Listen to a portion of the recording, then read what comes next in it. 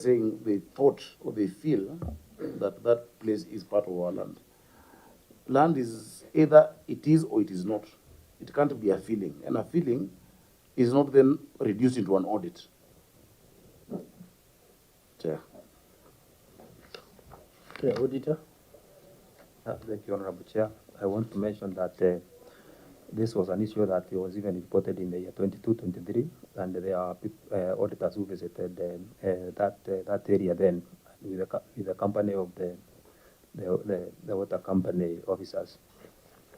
Again, you also mentioned that we from the financial statements you cannot be able to see the RAD. With your guidance, I want to mention that, like, for example, the headquarters here, where the company is located, that RAD is also not in the financial statements. So as you have put it, it is right that they have not stated any RAD there, but we expect to find some pieces of RAD in the financial statement. I mean, in the financial statements. Yeah. So thank you, Chair. And in your part 3 of the query, you have said that the company has parcels of land meant for expansion, storage, water, and sewerage treatment works.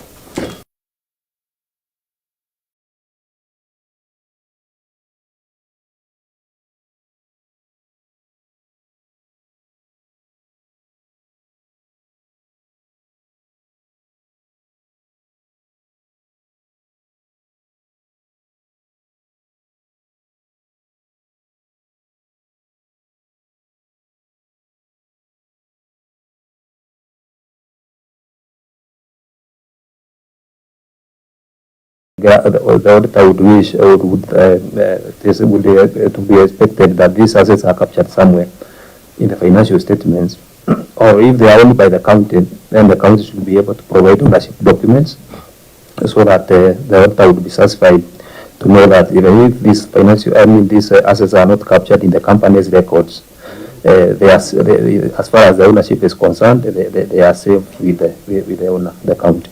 Thank you. How would the asset register of the county government show up in the Nairobi water audit? That's a different entity.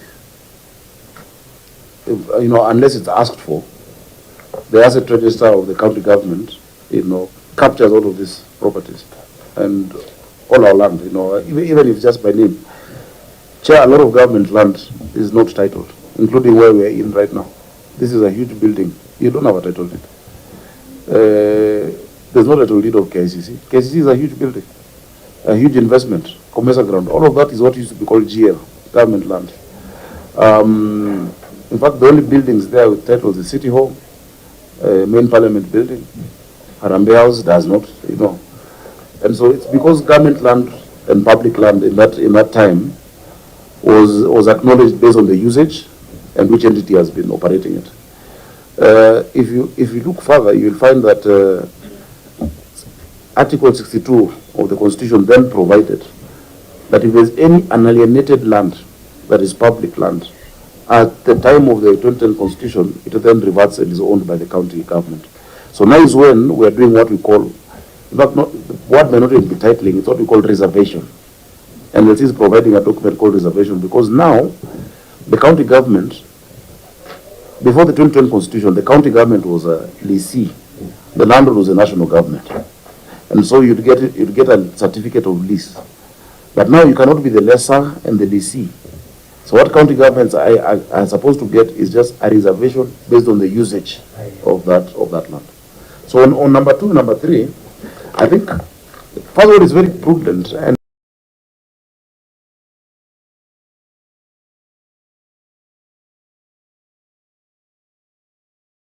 it's very important to prevent land grabbing or loss of public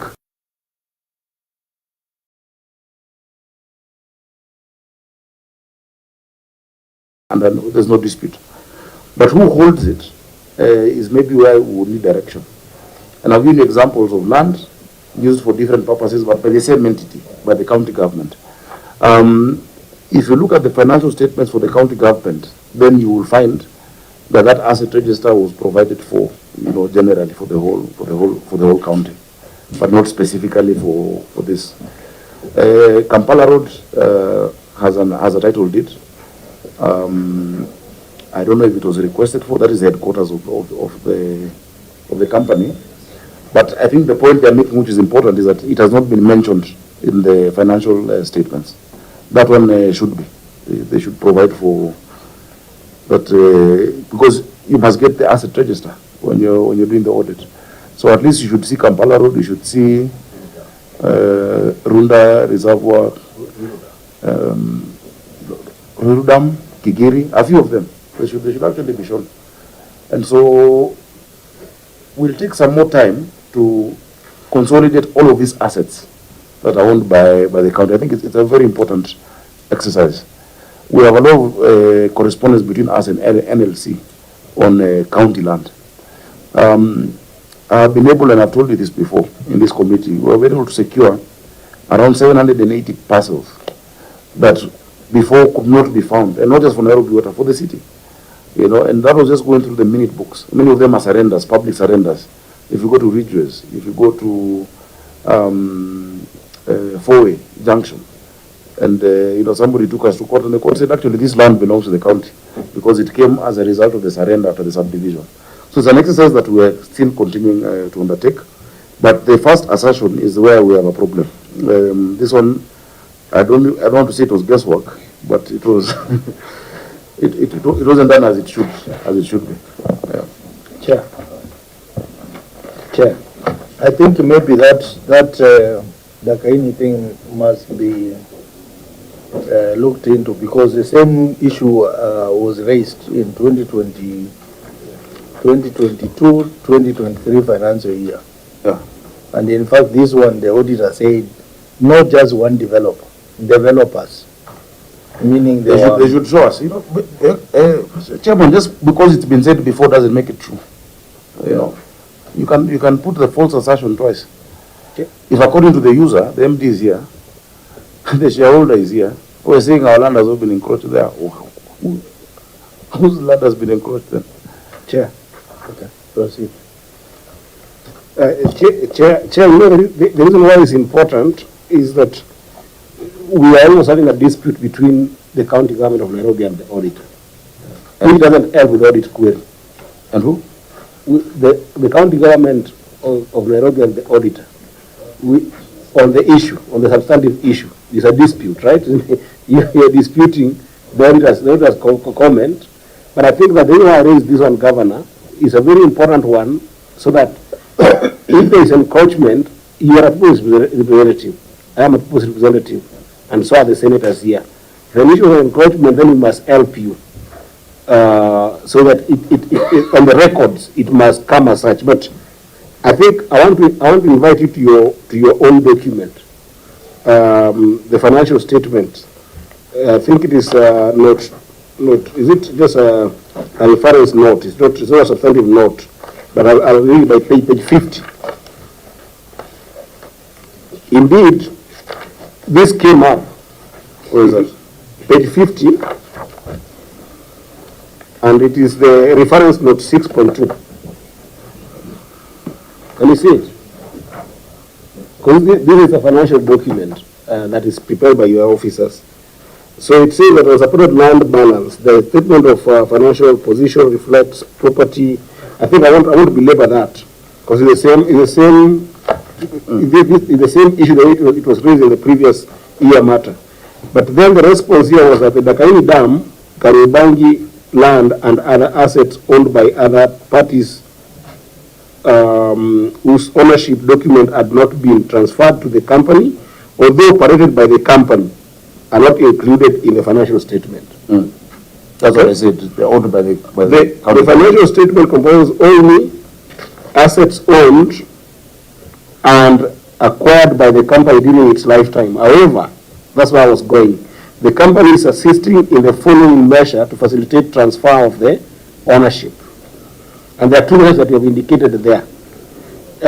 So within those two measures, there is a proper survey that is going on that is comprehensive, which we want to appreciate. And that's why I wanted to just acknowledge in writing that it is not encroached into. that will be established subject to these two processes that are going on parallel. I don't want to belabor because they are written there. And then number two, could you also comment, Governor, on your headquarters for this company? But what about it? There is a title for it, right? Yeah. For the headquarters. Yeah, there's a title. Is there a title? Where is the headquarters? Where is it based? Where is the company based? Industrial area. Industrial area? Yeah. Okay. Just want to say there's a title for that. So then we let the matter rest, so long as it is indicated by the county government that it's not encroached into. That's all I wanted. You see what the point you're raising here? For instance, the headquarters of the title deed, but the title deed is City Council of Nairobi. That is county property. The county owns the company. So what we've said is that there is no need for us to transfer assets owned by the county. The county is provided for in the Constitution. It's an entity that will never cease to exist. The company, the shareholders can dissolve it. That's why it is safer to keep your assets under the county government. The county government is established by the Constitution. The water company was created by, it's a private company owned by a public entity. It is Nairobi Water Limited. It has shareholders. In fact, the first shareholder was Joe Akech, Mbugwa, the town clerk, and then the county government. Today, if we were to call an AGM of Nairobi Water, it's three of us here. That's the AGM. The county government owns 90%. How many? 98%. The governor owns 1. The CC 1. That's the AGM. So you can meet and we dissolve it. Part of his gross assets or transferred to him. That is why the assets are vested in this. Remember, according to the law, counties are corporate entities. The county government is a corporate entity. The national government is not a corporate entity. That's why the national government vests their ownership into the only incorporated ministry, which is finance. So you find the CS National Treasury is one who holds title documents and whatnot. But a county government is a corporate entity. So Nairobi Water is a private company owned by a public entity. And that is how it was registered. Chair. Chair, I wanted to say something so that, if it makes sense, so now this audit query can be resolved, especially the one on the encroachment. I believe when the dam was being built, there was an acquisition and compensation. So maybe those are the documents that then the county government needs to look for as the liaise with the county, with the National Land Commission, Minister of Lands, and themselves to do the final survey and get a title. And then that is the time, then they'll know what was acquired 1997 or whatever is less than what was acquired at that time. Then it can become an audit query. So we leave it at that instead of basically belaboring and the county government saying no land has been encroached. I think I don't mean to cut you, but there's a very serious issue there, Governor. You see, this was a prior issue that kept on coming, and the issue of encroachment has been addressed before, even by the management. You see, and the reason why it's becoming a dispute between you and the auditor is because the auditor is certain that the land has been encroached. You are certain that the land has not been encroached. But and that's why the auditor is not certain. If you have, they say they feel. It's fine. But you see, these are matters of record. The documents are here. And that's why I referred you to that note, because it was a management comment on the financial documents. And that management comment, let me just read for you this one so I can finish this for once and for all. In 2023-2024 budget, Nairobi City Water and Sewage Company budgeted for surveying and titling of Bakairi. These are management comments done. The exercise is being undertaken by a multi-sectorial committee comprising the Ministry of Land, Nairobi City County Government, and the company. This exercise is meant to address issues of ownership and encroachment. this was on a financial statement. Acknowledge that there's an issue of encroachment. Oh. But in response, You do it, just do it. just wait, Governor, let me just finish. I know I want us to conclude on this. I also want us to conclude on this because I don't want it to be an area that will tie us in the future. So, because in the financial statement, there was an acknowledgement to that fact, okay? And now in your response, because this is what was audited. Now, Senator, when you say that you want to address, how do I put it? If we have policemen here addressing security, does it mean we have been attacked? When you're addressing ownership and encroachment, is to prevent any encroachment that can occur. That's why we title public property. I agree with you, clearly, I agree with you, Governor. And remember, in 29 years, since the land was acquired in 1994, in 29 years, there's never been any process towards that. Yeah. After that, audit issue in 22-23 is when I directed in 23-24 that the process of surveying and titling begin. And even once we survey it, it will be titled under the Nairobi City County Government, not Nairobi Water and Sewerage Company. It will be under the Nairobi City County Government. So, Governor, we agree that we need to move forward on this. Yes, so what's the question? I don't know. A situation whereby the survey has been done. Yeah. And I don't want you to see as you are counter each other. You are people's representative. In as much as these are companies that is cooperated as a county government. In a situation whereby surveying has been done, and then the land that is apportioned to the company is the land where there is a repair facility. Of course. What happens? I will kick them out. You see, then they'll be justified. No, I only the same. You don't do audit, Okay? you don't do audit statements through guesswork. It is either the land has been grabbed or not. For you to determine where it has been grabbed, in fact, it would have been better to say they don't have enough information to ascertain whether indeed any part of the county's land has gone. You don't do it that way. And once if we determine anybody, Chair, I evict people every day in this city. If you're on county land illegally, we will kick you out. Chair, at this rate, I think we did like 3 days. I don't know, we're taking so much time, Chair, on this, and it's straightforward. Actually, Eddie, you will be very useful to us because you are the chair of the lands committee. You deal with all issues of land, like these ones. I'm transport. Pick it up. I am transport housing and. I want to assure you. Oh, you are I'm not in land. Chair, I want to assure you I'm scared of land. the county government of Nairobi does not need any help in securing its land. We are known. We go in and we secure the interests of the people of Nairobi, 100%.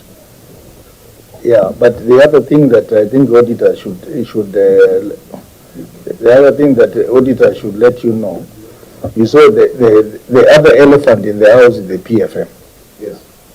Where it is very clear that entities like water, hospitals are now being taken, and even cities and municipalities, they are now being taken as separate financial reporting entities.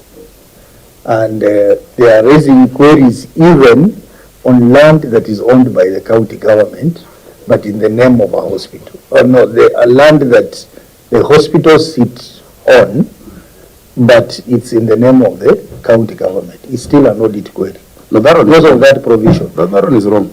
I think that law needs to be looked at, because the whole essence of titling is to secure the ownership and to avoid, is to protect the land.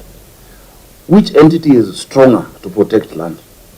A private company or a government? Of course, a hospital or a government? A government. The process of, that law we need to look at, because if the essence is to protect that asset is safer under a government entity. Actually under the government itself. That's my opinion, Chair.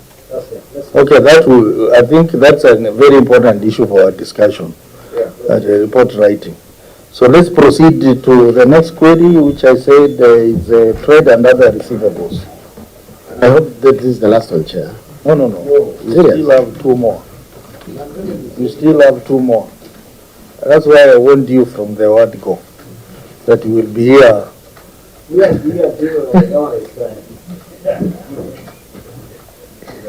Okay, trade and other receivables. Thank you, Honorable Chair. Trade and other receivables. The statement of financial position reflects trade and other receivables balance of Kenya shillings 3,577,606,734, which as disclosed in Note 21 to the financial statements reflects a gross receivables balance of Kenya shillings 10,909,650,210.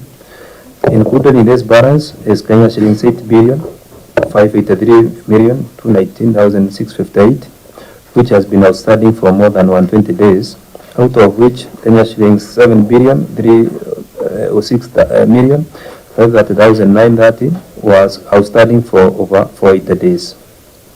Management did not provide measures put in place to pursue the debtors and recover the amounts receivable by the company.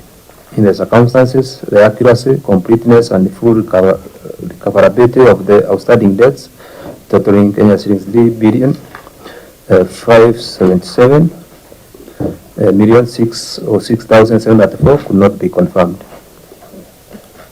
Governor, your response? Thank you, Chairman. The company has created 2 new regions to assist in management of trade receivables, amongst other matters, and also implemented GIS platform capable of capturing billing and debt status of all accounts. This will enhance meter management and assist in debt collection. Further, the company is engineering the business process to enhance debt collection. We have also tasked staff to authenticate debt above 480 days and liaise with the legal section for issuance of demand letters as per attached sample, and I've attached the demand letters. So, Chair, it's really, the people who owe us, like the example I gave you. And if you look at the attachment, we have used lawyers to demand for payment for outstanding debts from water and sewerage services. Maybe the finance director can expound on that, and then.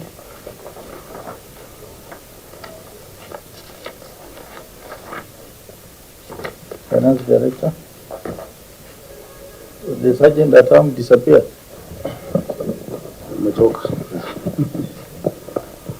Thank you, Excellency. Chairman, what we have done is we are leveraging on Know Your Customer. That's why we have created 2 additional units. We have enhanced. We are leveraging on GIS technology. We are reviewing even how we are doing the meter reading and debt collection. We have put in place a monitoring unit, specifically revenue monitoring unit. So you'll have a separate team doing meter reading, a separate team doing revenue collection, and a separate team, not based in the region, based in HQ, that will be monitoring the activities of meter reading and debt collection.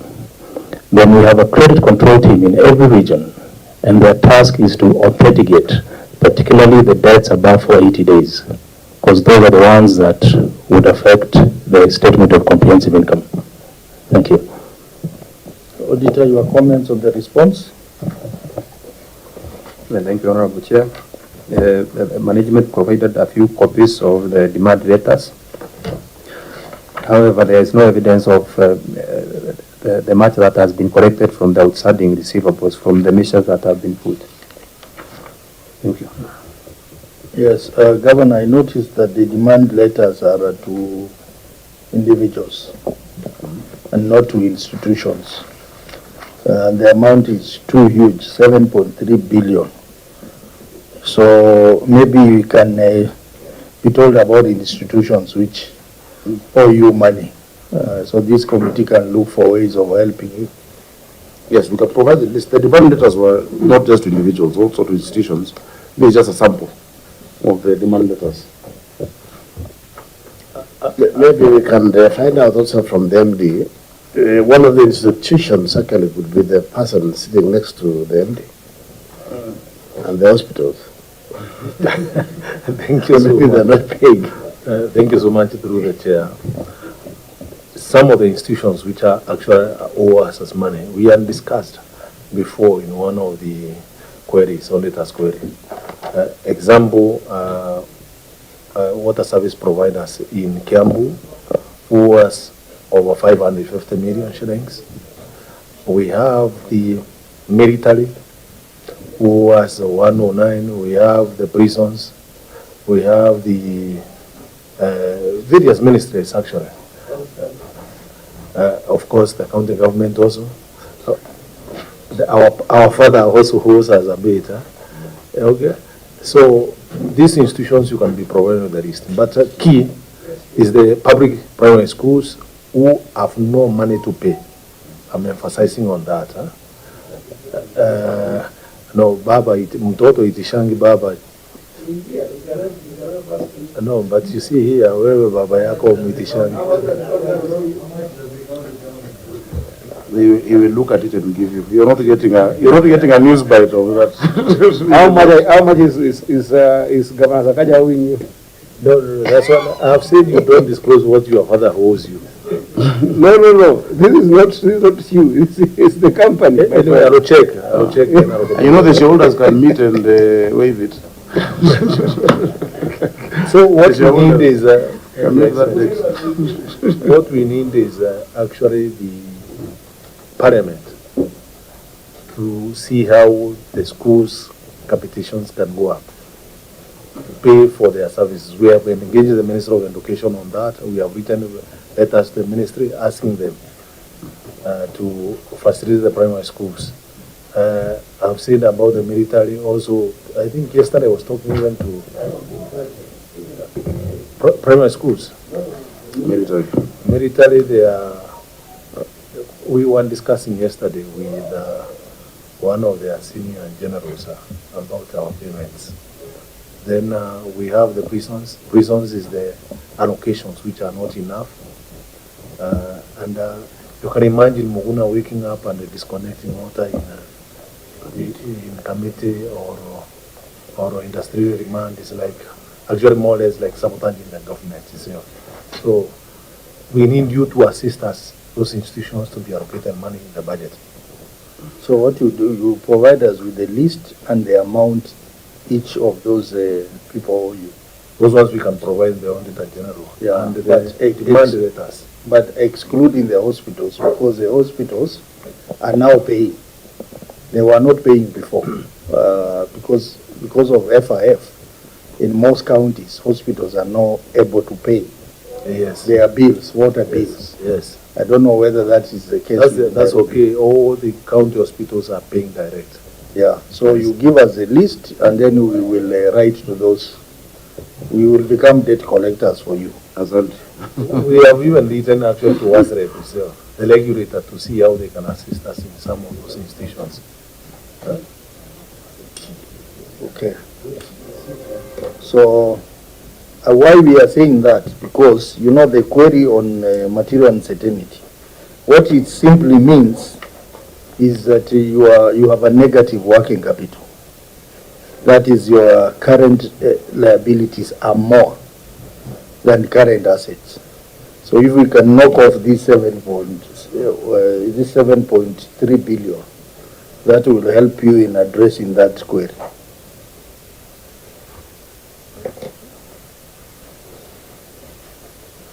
So let's proceed to the query on material uncertainty in relation to going concern. Auditor. Thank you, Honorable Chair. Material uncertainty in relation to going concern. The statement of profit or loss and other comprehensive income reflects a loss of Kenya shillings 118,067,920 and prior year adjustment of Kenya shillings 587,865,536 reflected in the statement of changes in equity, which decreased the revenue reserves from a negative balance of Kenya shillings 2,788,895,138 as at that of June 2023 to a negative balance of Kenya shillings 3,494,828,594 as at that of June 2024. Further, the company's current liabilities balance of Kenya shillings 6,016,217,650 exceeded its current assets balance of Kenya shillings 4,354,000,000 it's 28,003, resulting to a negative working capital of Kenya shillings 1,661,389,647. In the circumstances, the company is technically insolvent and may not be able to meet its current obligations as and when they fall due. Thank you. Governor, your response? Chair, the company operates and maintains assets that are not in the financial statements, as we just discussed.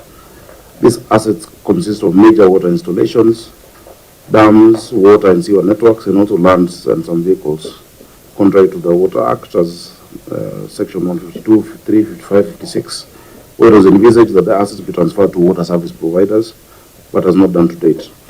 In addition, the current tariff is not a full cost recovery tariff. The company is in the process of applying for a new tariff and is engaging WASRE for approval of a new tariff that is cost recovery and responsive to inflation. We're also putting mechanisms to improve revenue. As we demonstrated, our billings and receipts continue to improve year on year. Last year we had this past financial year we've had a record revenue collection of close to 12 billion. The previous year also was a record, more than ever collected before. When I became governor, we were still around 8 billion. But I sat with them and gave them monthly targets and whatever is required for them to collect. And that's why we keep, hitting those records. This matter is really a nominal, it's a nominal issue. Because if we just move assets there, then we'll be operating on surplus, just for the sake of the books. So it's the books, it's not the reality of the company. The company is doing well. The company pays its salaries, pays its obligations. So it's a matter of financial reporting, if I'm to put it that way. We've discussed the issue of the assets that are not in the financial statements, that are owned by the company's shareholder, The issue of the Water Act, I think, as we review the entire Act, we might want to look at Section 152, 153, and 155. Maybe that one would need to change. But the company has never been unable to meet current obligations. Now, for as long as you have not connected everybody to water and to sewer, there is no other service provider that can operate on a profit. Because the money that is collected is not for profit, it's to extend. It all is plowed back. The company does not issue dividends to its shareholders. Every amount made is to be plowed back to continue connecting those who are underserved, to improve efficiency, to increase the sewer network. And remember where we started from. Chair, Nairobi had only 4 sources of water that we've now been able to increase. It had Kikuyu Springs, built by the colonialists in 1906 to around 1910. That one gives us 6,000 cubic meters.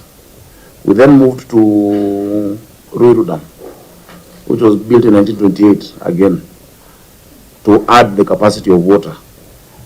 After that, we went to 1956, Asumwa, that gives us 60 million liters a day. After that is when we did Ndakaine, 1994 to 97, that gives us 84% of our water. But all of that combined was producing 525.6 million liters for Nairobi, against a demand of 900 million liters per day. Now, until you bridge that gap, there's no profit you're going to make. So now we've completed the Northern Collector 1 and Karemenu, that has added 140 million liters per day. So the deficit has gone down. In fact, Nairobians will tell you of improved water delivery in these last 2 years that we've been in office. Areas that were never getting water, before, are now getting water. If you go to Mihango, if you go to parts of Utawala, if you go to parts of Uruai Ward, Njiru, Karen, in fact, Karen, of all places that never had water, most of it from us. Now they're receiving. People's pipes are now bursting even because they've never had any water in. So it's a continuous exercise. If you go to Lenana School area and the Ngando area, they now have water that has never been seen. In fact, Langata, look at Royal Park area, Sun Valley, Langata first has increased amount, and if you, once you complete a project that we're doing right now, where we've done a pipeline that runs across Bomas into Langata to take water by gravity, then you'll have finished a historical problem. As a child, I grew up in this city. Langata never had water, but it's something we're solving. So there are many examples that I can give you, Current Plains, or Olua Ridge, KCB, and we still need to bridge that gap. So what I've been able to do, Chair, which is another area you must help countries to be able to get external financing directly.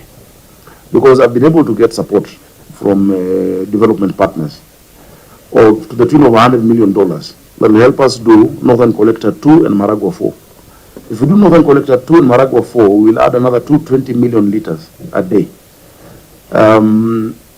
Look at the gap that we'll have concluded. So Northern Collector 2, Maragua 4, and then the last one, which is more internal, is what we call the reverse backwash system. In Ngebu Dam, where we have a water treatment, we lose 30 million liters a day through the filtration process. So my engineers have designed what we call a reverse backwash system, but we'll add another 30 million liters. So that comes to 250 million. In my first term as governor, I'll have increased 220 million plus 140 million liters. But until those are concluded, you're not making a profit, because the entity, you call it what? Raison d'etat. The reason why this company exists is to meet a need. So every extra shilling we get is to be plowed. Now, I have gotten the support of that $100 million, but it is taking long because it needs the national treasury. I cannot deal with it myself, with that government. They have indicated willingness. But you need the national treasury to come and undertake, that to guarantee that that loan can be given. Yet Nairobi Water is a company that many people would want to invest in. In fact, it's one of the freshest, the company that would be easily listable on the stock exchange, because you must think of other ways of financing it beyond just our location and the money we collect from bills. So, Chair, that is where we are. On paper, it might look insolvent, but it is not. Because of the practicality of one, where the assets are vested, the assets are owned by the county government. And number two, on the fact that you still must keep expanding. There is no water service company worth its salt in a big city globally that has its documents looking rosy in that manner. Because you must still keep increasing, you're spreading your footprint. So, Chair, let me leave it at that. I think I've given a very long answer. But what is happening is the same as well as with the sewer that I had expressed earlier. As you increase water, 75% of that capacity must be sewer. And so you find we have a deficit. That is why when we've done this, the one along the river, I insisted on 1.8 by 2.4. Because what it does, it then will cover the capacity for the next 50 years for Nairobi along those corridors. So we must keep thinking ahead and making such investments, Chair. Okay, Auditor, your comments on the response? Thank you, Honorable Chair. As far as the governors, the comments are concerned, as far as the deficit is concerned, that would be a good response. But with regard to the negative working capital, I think even if we are to recognize those assets, they would not form part of current assets. So the liquidity position cannot be impacted by recognition of those assets. So I think the county and the company needs to do something on the status of the current liabilities and the current assets. Which is part of what will help us with as we collect our debt. If one ministry gives us 120 million, another entity, the schools, 148 million, that will help us with our cash flow. But for as long as you're serving, and remember, even with non-revenue water, there are many people who the city is offering a service, There are people who we give water and we will not charge. Many times when you offer water, when you take water through our bowsers to the slums, they can't afford to buy that water. But as a city, how do you not serve your people? So there's what, and I wanted us to work on something that started with this World Bank, I think, some years ago, the social connection policy. The social connection policy then removes the profit imperative to those who actually just need to be served, to prevent, cholera, and to prevent. It's a public health issue where the city actually needs to protect its citizens, without necessarily only thinking about the profit that it's going to make from taking water to Kibera or Madare, or to children homes and such entities that will not be able to pay for it. Chair. Okay, very well. Actually, Governor, what you have explained so well addresses matters of the balance sheet. Yes. That some aspects are not included in the statement because of the way you have organized your assets. But the bigger issue here is the working capital, yes, which I want to agree with you that it will be resolved once you deal with the issue of long outstanding receivables. Because long outstanding receivables are 7.3, and the assets are 4.3 against the liability of 6 billion. So that can be covered in there. Yeah, that can be covered in there. But for the profitability, again, is the issue of profit and loss, which is the issue of revenue versus expenses. So if the expenses are more than revenue, you will still have a loss. Yeah, and if you look at further pages, then you see the issue of wage bill. The wage bill is there. So quite a number of stuff to be done. But anyway, members, you are free to weigh in. Senator Kisang. Chair, I don't have anything. He has explained very well that, these water service providers, they are non-profit entities. Theirs is to serve the communities, and if there is an extra penny, they continue investing. This I'm happy to report that I've been in Garden for the last 20 years, and for close to 18 years, we used to buy water from water pullers every time. But for the last 1.5 years or so, we were surprised in the morning there was water in the pipes twice a week. And the only problem that you have produced more, and you have also increased your non-revenue water because most of our pipes are also busting.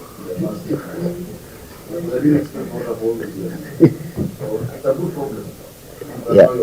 But you see, there is something that was said that you have what Kenya Power has done. I don't know if you can do it because you have some people who, the debt collectors and the credits. There is something that Kenya Power has done in the last 2 years or so. They dedicate one day for these inspectors or the debt collectors to go around.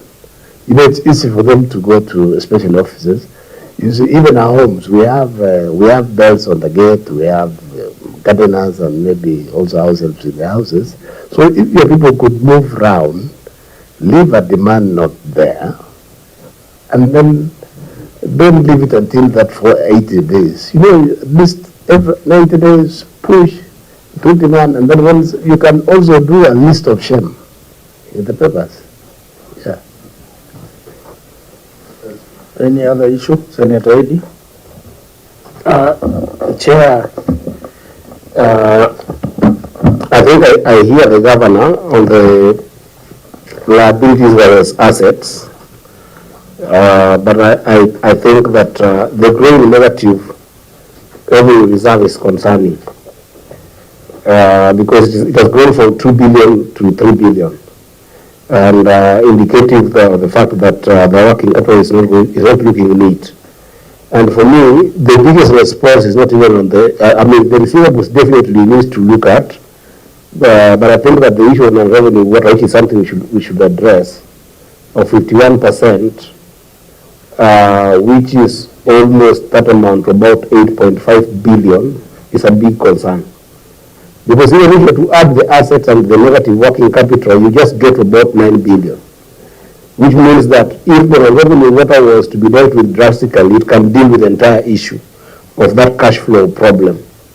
But the reason why it's difficult to address, because I'm getting the governor is echoing more and more that he is comfortable with the idea that public institutions that do not need to pay him.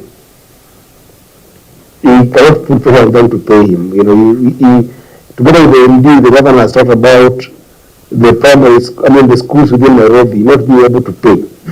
And he cannot cut water connections to these places or not supply. He has talked about the military not being able to pay, or not paying, not being able is one thing and not paying is another.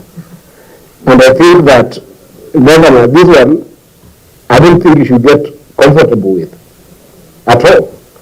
I think this is whereby this committee can really actually help you, because I am certain beyond doubt that when you look at the Ministry of Defense budget, it will be ridiculous to think that they don't budget for water.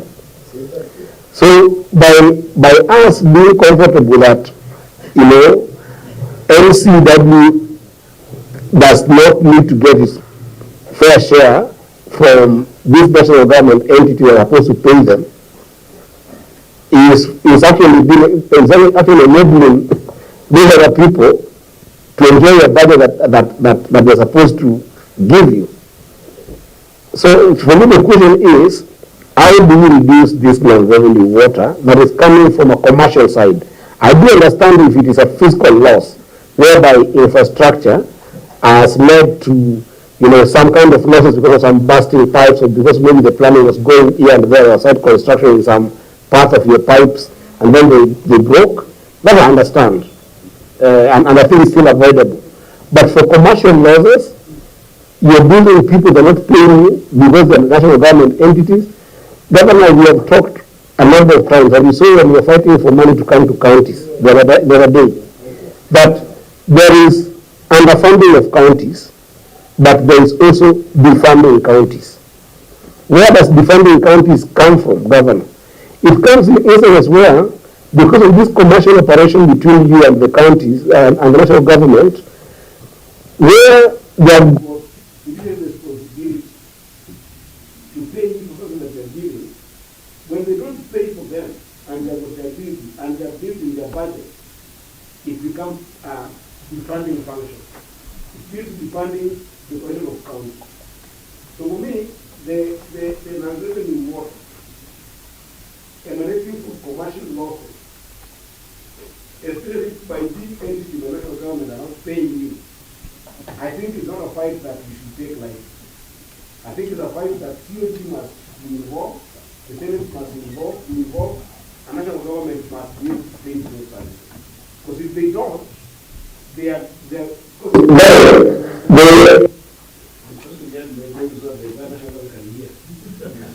Governor, how can it be this? Where you're not able to pay, Where you're not able to receive your payment that is rightfully due to your entity, you'll be forced to budget for some form of grant to enable cash flow in this company. The money you're budgeting is taken from the allocation that is done by the vertical share, right? So then, you're funding a function that has given national government service, and yet they give us little money to give you when we're looking for the vertical share. So, this is what I have been listening, and you and MD talking about the school capitation are not paying for the water, neither is not paying for the water. I think the fight that we must take on COG and us. Very nice. On non-revenue water reaching the next group. So any other comment? That's the biggest response to that. Any other comment on non-revenue water? Auditor?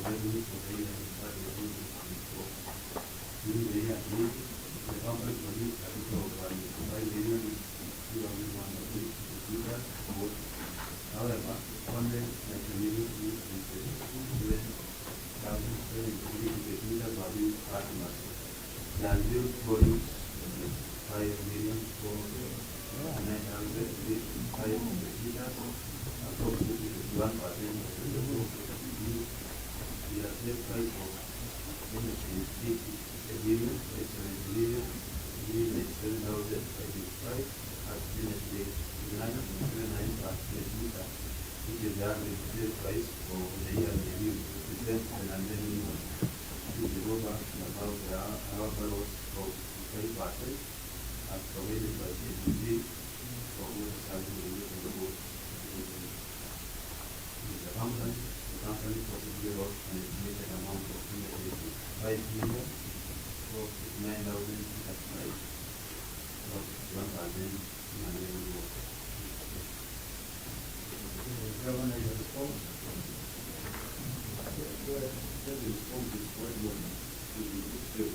Okay, maybe for the sake of the members, we want to give the scope. Just read out the other. The 6 billion. For the 6 billion. So we look at the general issue, the technology of the budget. We look at the challenges, the demand, for the marketplace, the infrastructure stream, which and that in the boost, and then the commercial infrastructure, then commercialization of water and investment, the network. Then a business from the okay. Maybe what you can do is that we adapt the regional response and then you comment. Maybe that's okay, but we are not confident in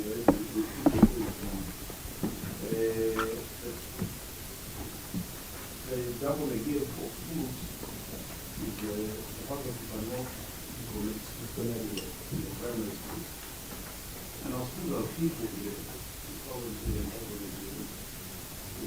Many of them have known how to be focused. This is done now, quite a number of people to work. But we continue to do it. One particular which has very far with my team. Well, we have to go close to 40 people.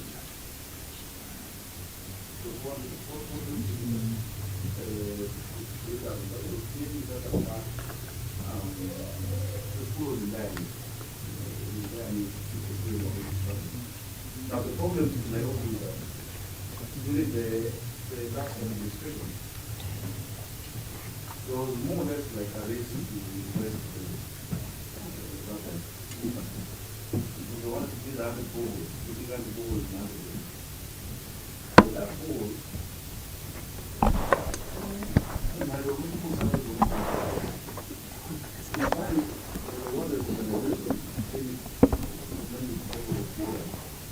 you want 1.5 parts per million. Now you find a lot of the boreholes in east side of Nairobi, go way beyond that.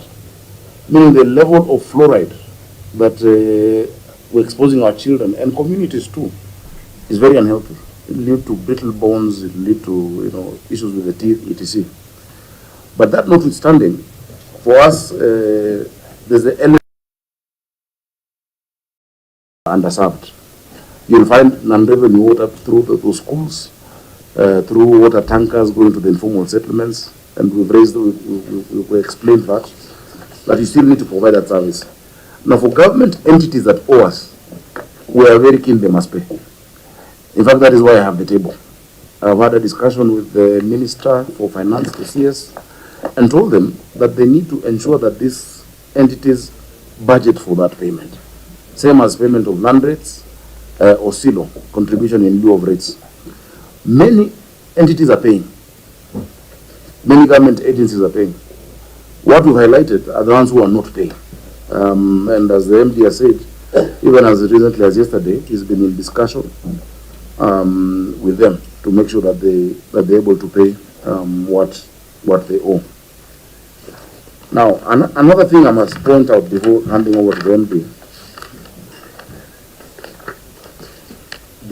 the amount of non-revenue water technically will always seem higher than it is for as long as you have not filled the water demand. If you don't have enough water in the pipe, if you don't have enough water flowing, you find that a lot of time you are measuring air, not even the water that you think that you're producing. So the amount is higher. But when the pipe is full, even the SCADA technology can measure it more appropriately. If it is not, it is trying to measure the flow. If I'm to take this pipe is like this, and you're measuring flow, you're measuring a lot of air, you know, so it's never an accurate measure until we get to that 100 million liters per day and above. But still there is loss. So there is loss based on all infrastructure. For instance, in the CBD, the networks in the CBD were built many, many years ago, in the 40s and 50s. Now what we're doing, because we did an analysis of how much it would cost for us to redo the pipelines across the city. And we looked at, I think, 2 or 3 areas. It was so expensive. The one in the CBD, we have a program now that is costing 1.6 billion. How much is it? 1.6 billion. It's something called, do you call it disheveling or?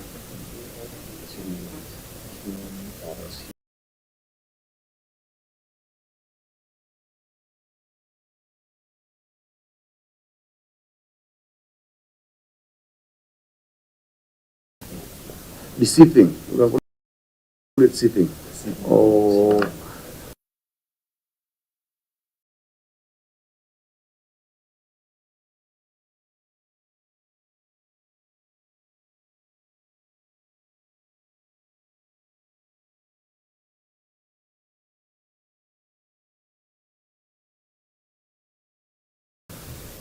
in infrastructural interventions that are physical losses on unrevenue water.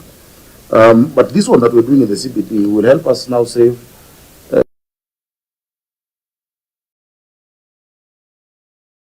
So this is one of those things that will always come up as an audit query, you know. And there is no country that has no unrevenue water, by the way. I think the best in the region must be Kampala. And the reason why Kampala, Uganda, has good unrevenue water numbers is because of the terrain, you know, because it is hilly. So the water is actually flowing where it is needed. And then they will give you more details around that. I had already explained the issue of the high demand gap, the need for 900 cubic meters a day, 900,000 cubic meters a day, or 900 million liters, contrasting it with now we are at 600 and 657 to be exact million liters per day. And we really want to bridge that final gap, which we can do. I've given you the example of the financing from Korea. Irregular consumer water practices, that shows you what we call illegal connections. A lot of these illegal connections, and we've been working with what we call the water police to arrest it. People are just unscrupulous. I went to, where were we, on Airport North Road, and we found a lady who was a kiosk, what looks like a kiosk. But inside, she has 16 pumps. You know, it's a pumping station. She has infiltrated our pipeline, going towards past city cabanas. 16 pumps underground. She's supplying water to apartments on that area. And she's also supplying electricity. So she is Kenya Power and Nairobi Water in one, you know.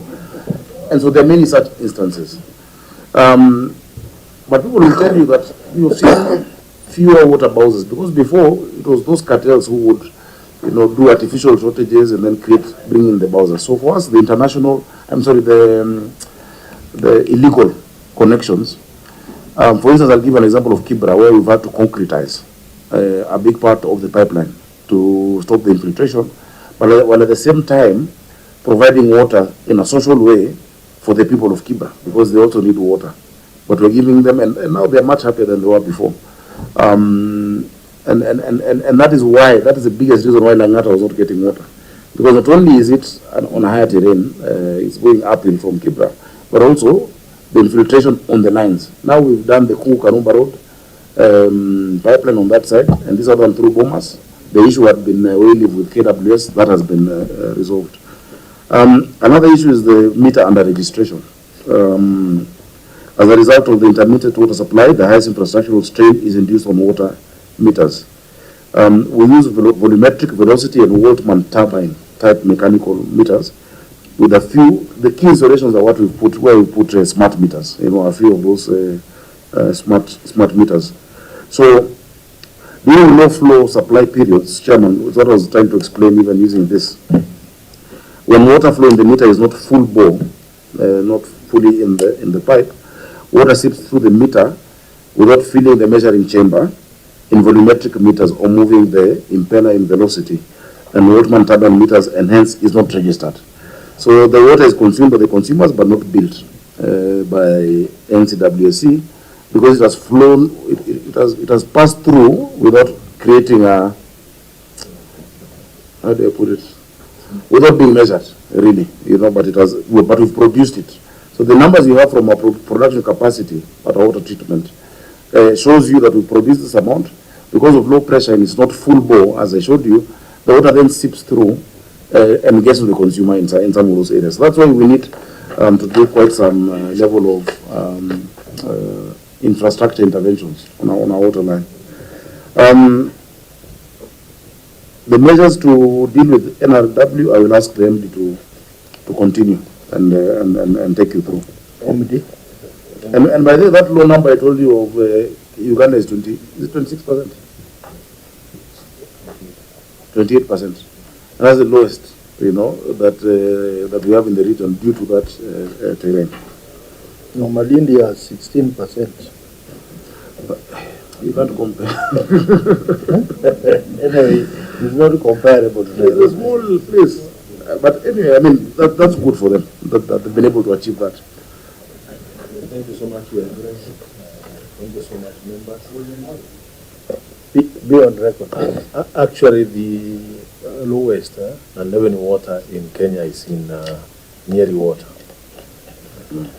Back 1997, GT Send was doing a feasibility study in the country to see how to reduce unleavened water. And they chose four water companies: Nyeri, Kericho, Erondoret, and the Meru water, where all the old infrastructures were discarded and new infrastructures were installed in those four towns. Today, they are the only towns which boast of low unleavened water of 25%, because the infrastructure is new. No physical leak, the illegal connections were discarding their own pipes, new connections were done to the customers. Now, here in Nairobi, what actually is being done to address unleavened water by the county government, national government, through the Water Service Board, is what the governor spoke about, sieving or sleeving the pipes. And when you are doing that exercise, you will be crossing the existing water connections and illegal water connections and all the leaks. Then you do new connections to every property afresh. When you do that, CBD alone, you will be able to save around 2,000 cubic meters per hour. Because according to our measurements, we lose around 2,000 cubic meters per hour on commercial losses, just like what Senator Edwin said. And those things, that unleavened water commercial losses, sometimes, many years back, water for firefighting in buildings used to be free. Buildings used to have a connection free to firefight in those buildings. Those connections, nobody knows where they are. And with the time, people change them to be their normal water supply lines. But you cannot be able to trace them unless I excavate the whole road trying to trace those connections. The solution is that sieving or retrieving the pipes. Okay. I will not be surprised when we do it. You'll find even government offices with they will be complaining there is no water before their connections are done. I will give you an example. Intercontinental Hotel was discovered back, I think 2008, 308-inch connection which was giving water without any meter. You can go to these cooperative buildings. We call it what? Afia House. Afia House actually, in I think 2015 or 2018, 6-inch no connection firefighting system. You can go to our whole assembly. We discovered the other day did not have a meter also. They were using the firefighting connection for the whole city, which we metered. So once we do those receiving, we will end all that problem and we'll solve some of those problems. Now, this work is being funded by AFD under credit 1135. Then the Korean government also want to fund Apair, Saudi B, Saudi C, and Kriman area. They have already done feasibility study. They want to fund it through Anglant themselves, to do it themselves through Anglant. Yeah. Then meters, as the governor said, when you have raw pressures, meters don't turn. The water just goes in, and particularly those people who have underground tanks, the water just goes in and goes into the tank. Then you pump the water, we don't get the water, any revenue. The way the meters are manufactured, from 2-inch, the meters, the transducer or the turbine is placed on top, and it is at the veins at 3/4 of the pipe. So if the water does not reach 3/4, it can't turn the veins. It becomes unrevenue water. Okay. So all these problems we have, they are compounded. You are the people who can assist us, allocate money to do some of these water sources. And it's not a lot of money. I don't know why you cry, you don't have water. I was here. But the money required is not a lot of money.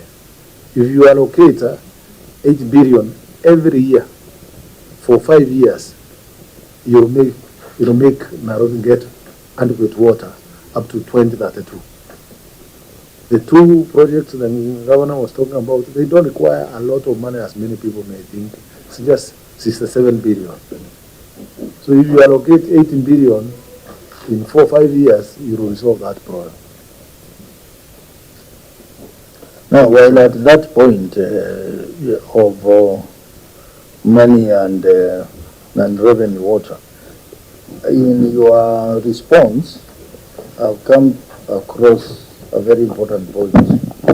You said Sureka Consultants, which was done in 2016, they started in Nairobi non-revenue water scenario and devised regional action plans to reduce non-revenue water from 40.35% to 18.5% at a cost of 2.8 billion shillings without pipe replacement as option number 1, and 5.7 billion shillings with pipe replacement. So I was wondering then, you just need 2.3 billion or at a higher level, 5.7 billion to resolve the non-revenue water problem in Nairobi. Is that the case? So that now it goes below 25%. Thank you so much. The report is actually attached. It is in, I think, the link. This is a bulking document. The 2.8 billion and the 5.4 billion, that is to solve non-revenue water in 2 regions. Nairobi is divided into 9 regions. Now, the standard Langata, which is a part of Kebla constituency and Langata constituency, and then Loisambo, which is Loisambo constituency, and this one goes all the way to Kawa West. Yes, that constituency. Those are the 2 constituencies which were standard to use 5.3 or 4 billion shillings. At the current rate, it goes to 9 billion. Your table is talking about 6 regions. No, it's talking about central, eastern, northeastern, northerner, southerner, western. If you look at your table keenly,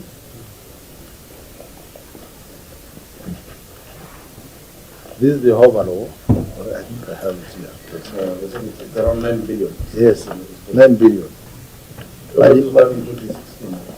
But still 9 billion, if you look at the long outstanding receivable, is at 7 billion. So why can't you start from there? If we receive those receivables, we can do this. This is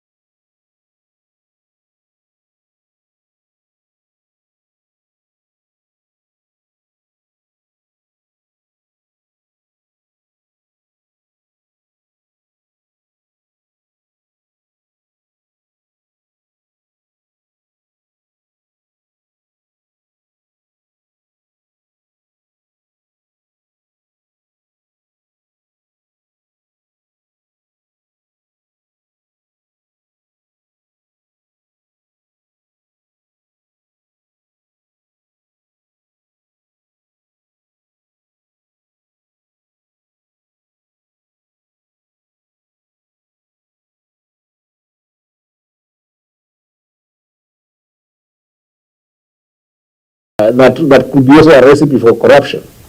And I'm not saying you, but your officers, right? There could be deliberate leakages that are happening in terms of revenue as a result of deliberate non-billing that is happening because of those lack of commercial practices. So, for instance, the issue that the chair is talking about, the issue of the receivable that you have, we have hugely focused on the bigger institutions, but I'm not even seeing, have you been able to even circularize the debts?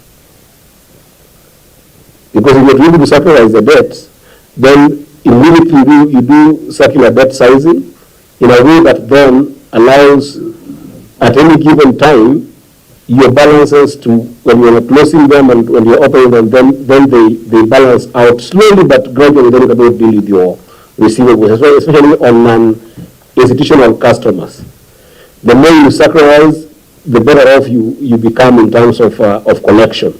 So I'm seeing an issue of collection that is independent to the issue of, I'm doing my maths here, but perhaps this is the right forum to put it. But almost 4 billion is being lost on that just issue of collection and billing, which is a more administrative issue and a commercial loss that is not focused on the dilapidated pipes or just ineffective infrastructure. So there's a lot of issue around there, collection, billing, proper handling of receivables, which is, I want to know whether you have secularized them, in a way that actually can be able to enhance some revenue coming in. I don't think it's purely an issue of I do appreciate the issue of infrastructure because we've talked about this in a number of all the other countries we have checked on. But I think for you, there's a leakage of resources that are coming from billing, from the issue of collection and billing, and that's the circulation of the receivables. Actually, maybe moving forward, Nairobi Water, you need, in your responses, you need to be telling us what proportion of non-revenue water is commercial loss, and what proportion is physical loss. And even donation, because the governor might also choose to donate to other schools. But under commercial losses, under commercial losses, go a little bit deeper and delve in those collection issues, billing issues, receivable complexities. Those three would give us a good read on how we can be able to help reduce the amount of revenue you're losing there. Any other issue? Thank you so much, through the chairman, again. Thank you so much, Senator, for what you have pointed out. Actually, if you go through the Sureka report, it has brought up all those issues.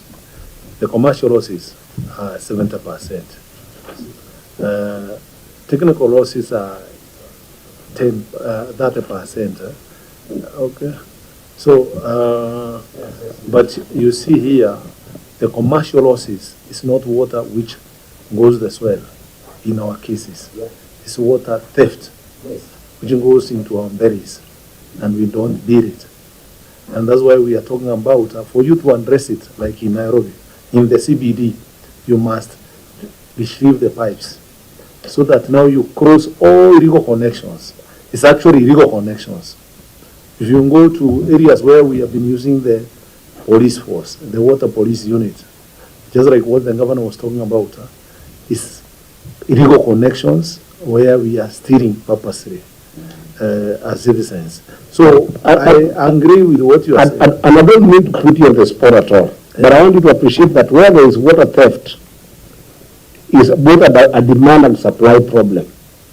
Where there could be water theft because of illegal connections, or even the access issue which we addressed it previously, but there's also possibility of non-billing, where somebody is billing and not delivering the revenue. You must acknowledge that also happens. It's a supply issue. Somebody could be billing, because look at your wage bill component, and I've looked at it. That wage bill is about 65%, which is about double what WASREB recommends. But if you look at it, the personnel infrastructure there is huge, right? So it doesn't make any sense to just blame the illegal connection. There is a possibility that collection also is not being done properly, or is being done and not delivered. I'm not saying that it happens, but I think it's a possibility that you also need to look at that demand-supply problem. Thank you so much again, through the chairman. It's not an exchange, Your Honor. Then again, what I want to put across our system, billing system, you cannot tamper with data. The way we read the meters, you can't tamper with data. We use the telephones to read the meter, and it sends the data direct to the server. There is no human intervention. Collection, likewise, we don't carry cash in our company. We don't touch cash. It's you to go and pay to the bank, to our accounts. Within the company, we don't deal with cash at all. So issues of corruption on payments cannot arise unless you, as a customer, bribes our staff and tell him, don't disconnect me. But we will come there. But it will not leave the system. Yes, the money will not leave the system. Right, leave the system. Okay. Everything together there. The money will not, percolate out of the system. okay, there. Amida? I recall, CEO, the non-revenue of 51% was mentioned. So then I was just wondering, the country is looking into getting into more volumes of water, into the network. But then at 51%, isn't that, like putting water into a leaking bucket? The higher the volume, the less the non-revenue. Some of what I explained was a lot of the water is not billed because of low volume. Yes. So if it's low volume and I was showing them a bottle, water will pass without moving the Turbines. the turbines. That is a possibility. Actually, that happens. But when you're full bore, meaning your pipes are completely full, You can even employ now what we call the SCADA technology in some areas, and the SCADA will be able to tell us, and I can see from my phone, Hapa California, there's been an intervention on the water pipe, or somebody has cut off water in Nangata. You know, using that SCADA technology, but you cannot implement it with low pressure. You'll have wasted a lot of, and it's quite expensive. So, save for where we have completely old pipes, which more of it will be leaking, increased volumes actually reduce non-revenue. If you look at Singapore, Singapore's non-revenue is what, 8%. They completely change their infrastructure every so often. You know, they're able to do it. Addis Ababa is at 37%. London is at 28%. You know, so London still also has very old piping, but they have the ability to do that resheathing that we're talking about, and they do it very often in their barrows.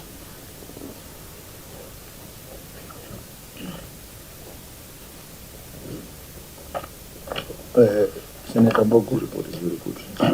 So, Governor, I was just wondering, since the biggest problem we have in the city is water, some neighboring counties of US are doing very well in own source revenue.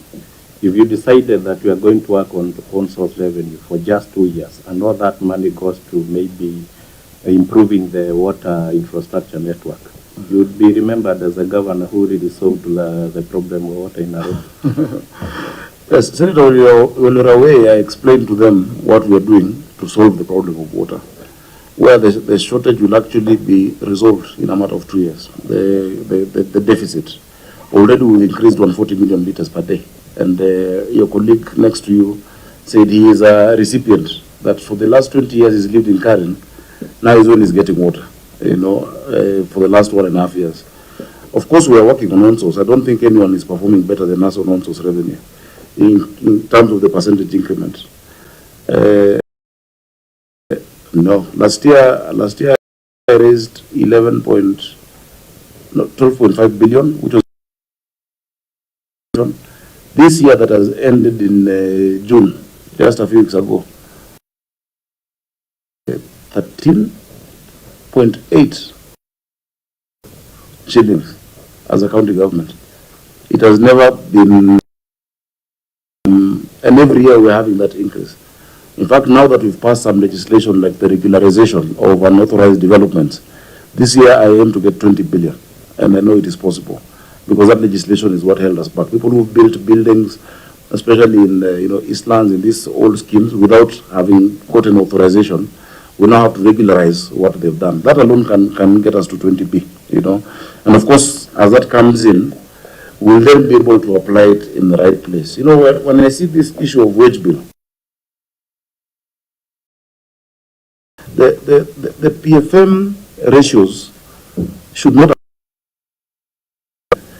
A city like Nairobi is a service city. You want to see people reading your meters. You want people sweeping the streets every day. You need people serving you in hospitals. With a population of 7 million, how many nurses? I think even our wage bill is too low in terms of the numbers. The reason why wage bill looks high is because of low revenue. So your denominator is shrunk. I was with the mayor of Paris recently. Her city is a city of 2 million people. She has 53,000 staff. Nairobi, a city of 7 million people, has 19,000 staff. Paris, a city of 2 million people, has revenue, or rather the budget is around, if I convert 9 billion euros, should come to 1.3 trillion for Paris alone. Nairobi is 4 shillings. Yet we want Paris quality, and people are not paying their rates. So I'll come to you to request you guys to help us raise that revenue. Nairobi, we can get to 63 billion shillings if everyone just paid their rates, and their rates are spread out in installments over a year. But you find very, very big people in very well-to-do estates are not paying their rates. I published their names, and you saw us even going to the Freemasons and whatnot. Now we have gone to court because the Rating Act allows us. If everyone just paid their fair share, the city would be clean, the streets would be swept, there'll be medicine in all our hospitals. But you see, people don't want to pay, yet they're the quick ones to complain. Recently, Chair, as I conclude, we had issues with housing. People staying in county houses for years without paying. You find somebody staying in a house in Woodley, the rent is 17,000 only. That is a house that is 3 bedrooms on half an acre. Commercially, it would be 200,000 shillings, you know. But you find that person has not paid for 10 years because of being protected politically. So if everyone did our part, we would be able to reduce this non-revenue water, and the city would completely, and you know, it's unfair for you to live in Lavington on your 1 acre, or for you to live in Runda on half an acre. You're driving your vehicle, you're not paying your rates, yet Mama Mboga who comes to town every day is paying her 100 shillings, or she's paying her 50 shillings. It is completely unequitable for us to move on like that. So we want to do a campaign to explain to Nairobians that you will get, the services you get are from what you are able to pay the city. And because we have all the plans, I want to do all the roads, I want to build all the schools, but money is the problem. Otherwise we'll be able to solve that. But finally, what would help us, Chair, is allowing counties, after a certain assessment, certain county governments can actually be able to enter the, you know, the market, put in bonds, whether it's a green bond, without the limitation at PFM. The limitation there makes that if I'm to raise today a bond for Nairobi, I would only get million, you know. Yet Nairobi, we know every year, equitable share will not go below 20B. I have raised on-source revenue to around 13.8B for my city. So if I discount, if I get the present value of the next 10, 20 years, I can get 500 billion today to sort out the big challenges of such a city. So these are discussions the Senate needs to have, you know, on financing of cities. As we move towards now moving our rates into improved site value. Nairobi is the only capital in the world of its size that charges you rates based on an improved site value. Meaning, half an acre in Kileleshwa is paying the same as its next door neighbor with 100 houses and 100 water connections and 100 people using our roads. We must start changing that approach towards financing our city. That is how you will solve. Otherwise, no matter what you do, you will not sort out the problems of Nairobi without rejigging how you finance it. Now, while you are on the issue of financing the city, I know you are a strong proponent of Nairobi being a county. Yes. Like the others. But from the statistics the clerk is showing me, yeah, cities which are metropolitan, which are being managed as metropolitan authority, have a lower non-revenue water. I don't know the correlation. Look at cities like Addis, you look at cities like London and the others. No, London is a city. London, Sadiq Khan is elected by the people directly. I was with him I deputized him at C4.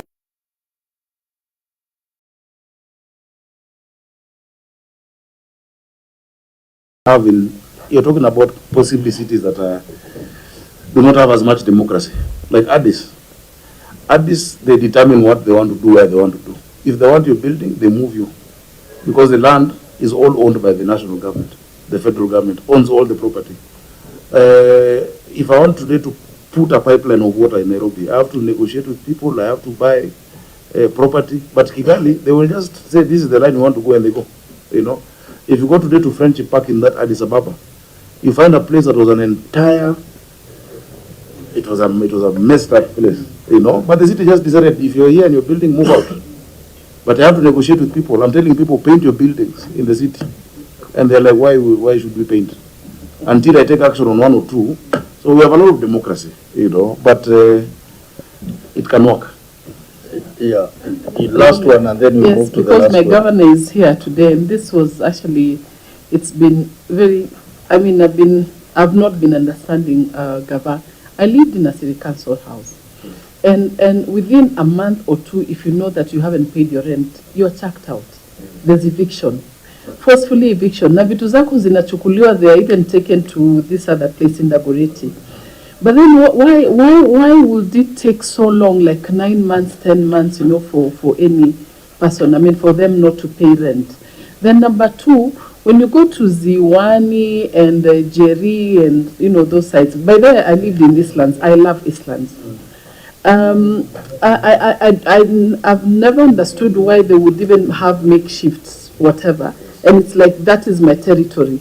All them, you know, wamejijengea wenyewe extensions. So that I would not understand, because then what is it going to take you for you to, you know, to resolve those issues? Na kila mtu ajue anakaa kwa nyumba yake. I agree with you. The problem was political interference over the last 10 or so years. We had leadership that is afraid to make tough decisions. So people would stay with arrears for all that time, not pay, bring their relatives, increase the extensions, and nothing be done.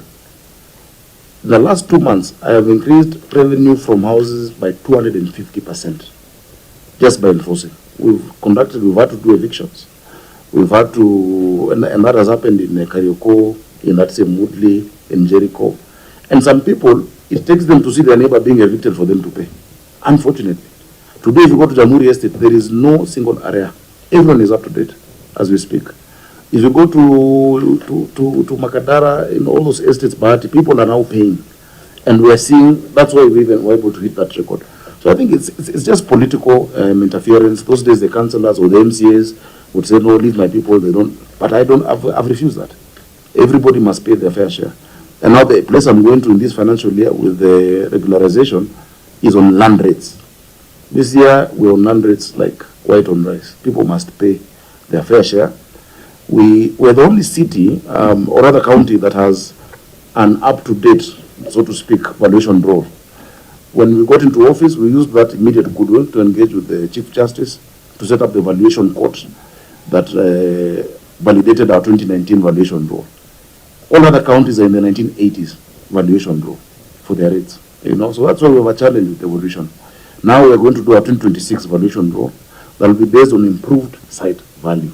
The value of your house must determine how much rate you pay, because it also determines the utilities that you're using in that house. You cannot have somebody in Girogoro paying the same as Runda and you're next door to each other. You know, it cannot be. If you go to most cities globally, the biggest revenue source for urban areas is property taxes, you know. But we're scratching the surface as Kenya. Let me give you just one last example. I was with a friend, I'm in a network of cities. We're in a Harvard program, 40 of us, and one from Africa. And so part of it we were going through what is our subject that you want to work on. So this mayor tells me that she's very upset that she wants to do a stadium of $800 million, and her revenue is $800 million. So how does she? So I wonder, oh wow, that is a lot. $800 million is a lot of money. Do you know her city? I asked her, what is the population of your city? 150,000. A city of 150,000 people that has a budget of $800 million doing such things. Yet a city of 7 million people is scratching the surface because we just want to be politically expedient, you know. So these tough decisions must be made for our city to be able to finance. Once you finance it, you know, sometimes I do a small section. The other day on Moy Avenue Service Lane, you know, we just redid the walkways, put in the new bins, put in lights, and you can see people are excited and they're happy about it. That should be the minimum standard across the city. It can be done if we sort out the financing aspect in our capital. So thank you, Chair, for that. Thank you very much. I think media, you have gotten more than you needed. I didn't know good. From water to housing to land, so many things. Let's go to query on unsustainable wage bill. Yes, which is what I was answering. Yeah, but let's just go on record. The record, yeah. Yeah. Maybe the auditor. Thank you, Chair. Unsustainable wage bill. The statement of profit or loss and other comprehensive income reflects staff cost of Kenya shilling 7 billion, 100 million, 7 billion, 100 million, 920,698, and operating revenue of Kenya shillings 10 billion, 949 295,622. The company's salaries were at 65% of the operating income, which is way above the allowable percentage of 35% by 30%, contrary to Regulation 25, subsection 1B of the Public Finance Management, County Governments Regulations 2015. Had the company followed the 35% requirement of the revenue generated, staff cost would have been at Kenya shillings 3,832,253,468, resulting to a saving of Kenya shillings 3,268,667,230, which would be used to settle other companies' obligations. In the circumstances, management was in breach of the rule. Thank you. Governor, your response? Thank you, Chair. To maintain and sustain the wage bill, the company has frozen employment unless there is no internal capacity, expertise,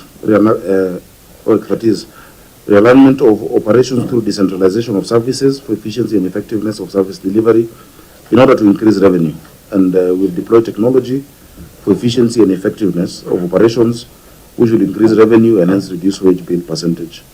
When we're also seeking the tariff renewal, as the current one expired in June 2024, and it is not cost recovery. Chair, that is the response that we give. But really, apart from freezing new hiring, which also now talks about your customer, your service delivery, the major issue is increasing the revenue and the income, because that is the denominator. We're trying to say this cake, we're sharing the pie, but not increasing the size of the pie. Increasing revenue and dealing with non-revenue water will reduce that percentage. Because if you ask me, we actually need more people. As we get the increased water, the increased sewer, if you look at what we're doing now along with the Nairobi River and Mathare River, we might actually need more staff as we move forward. Remember, we have also the pyramid, where many retiring, attrition, is ongoing at a steady rate. Because a lot of the older staff were moved to Nairobi Water in 2004 from the City Council. So what we're doing right now as a county is we're doing a complete audit to see that we're structured properly in all departments at the executive, and we shall extend that to Nairobi Water Company as well. But really, it's to increase the revenue. There's no other way, because you can't fire people. You can't just go in and say above 30% to go home, because also that gives you cost. There's cost of pension, there's cost of letting go of people. It's not just that you can cut it off. You need to do it in a sustainable manner, Chair. It means in the next report we are going to see a drop in the wage bill. No, we'll see an increase because of factors like attrition and yes. So the percentage, you see, even if your numerator remains the same but the denominator increases, the percentage will be less, because we're way off. And that's why I'm explaining this 30-65% doesn't make sense for service cities. You see, Nairobi is not building an extra dam or how many kilometers. Nairobi is serving 7 million people. When you're serving 7 million people, people are served by people. If you don't see people outside on your street sweeping, how will the city be clean if people are not physically present doing that? I have 124 hospitals in the city. To actualize, for instance, Mama Margaret Uhuru Hospital in Dandora, Kariobangi North, I need a staff of 1,500 new staff. 1,500 just for one. Maduti alone has 1,500 staff, and you can see the level of service. We need another 3 more such hospitals. So if you're to limit our thinking to this PFM one-size-fits-all answer, then you will not serve the people of Nairobi. And which is why we say that provision, devolution was created because a one-size-fits-all approach was not working for our country. Not all counties are the same. And I keep telling them, you can't have the same solution. The governor of Lamu might need advice on maritime.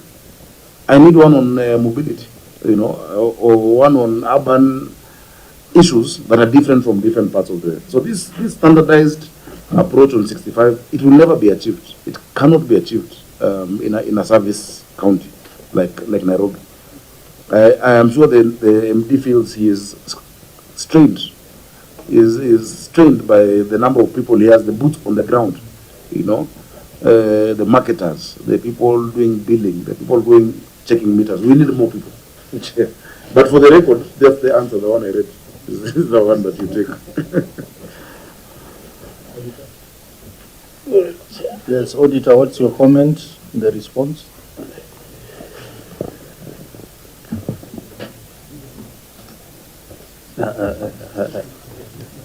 I think that our query is based on the rule. So long as the law is not complied.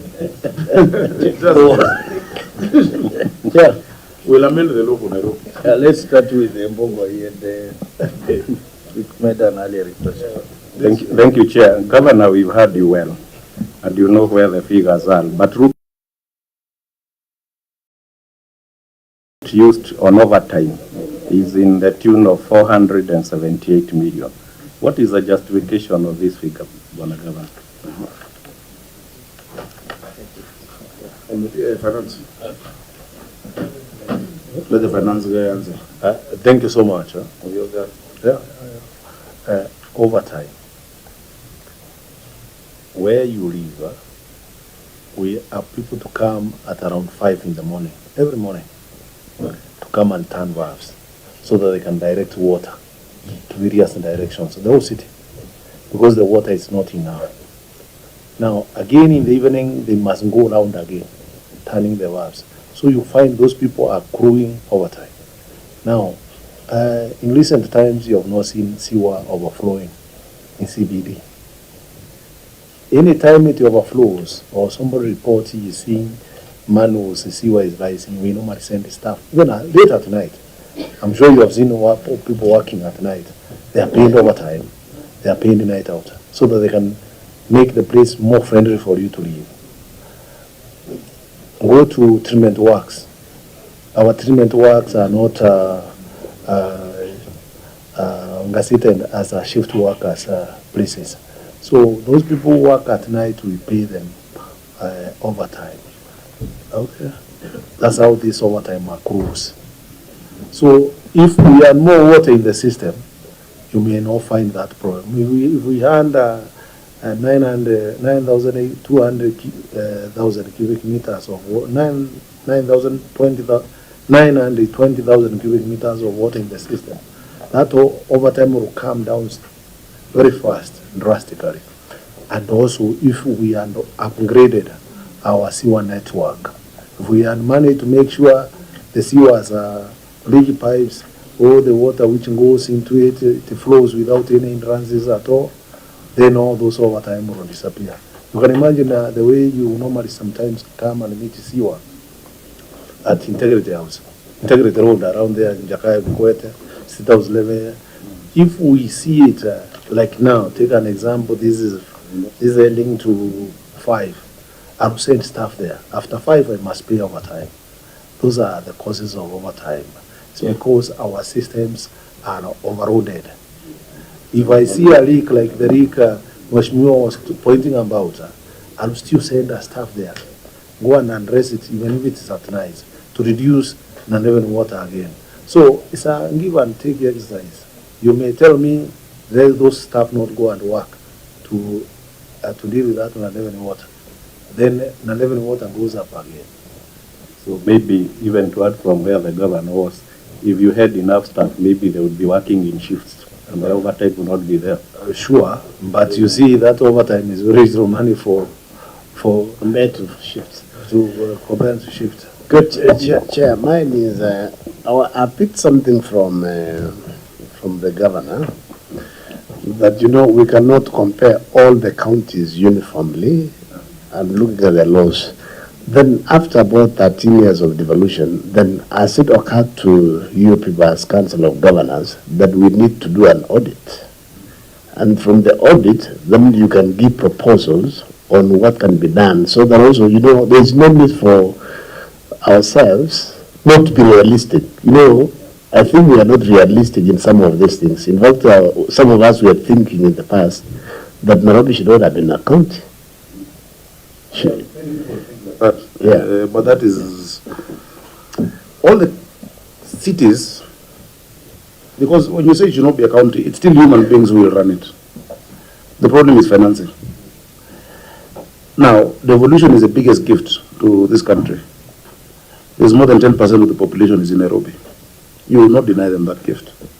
But what you need to do is to make sure that the city, and that's why you have the Urban Areas and Cities Act, and provisions even in the County Government Act, that says the capital city, which is a county but also the seat of the national government, must have a special relationship with the national government. And certain things must be handled in a special way. The amount of money for roads for me should not just be subject to a formula like any other county. This is a diplomatic hub.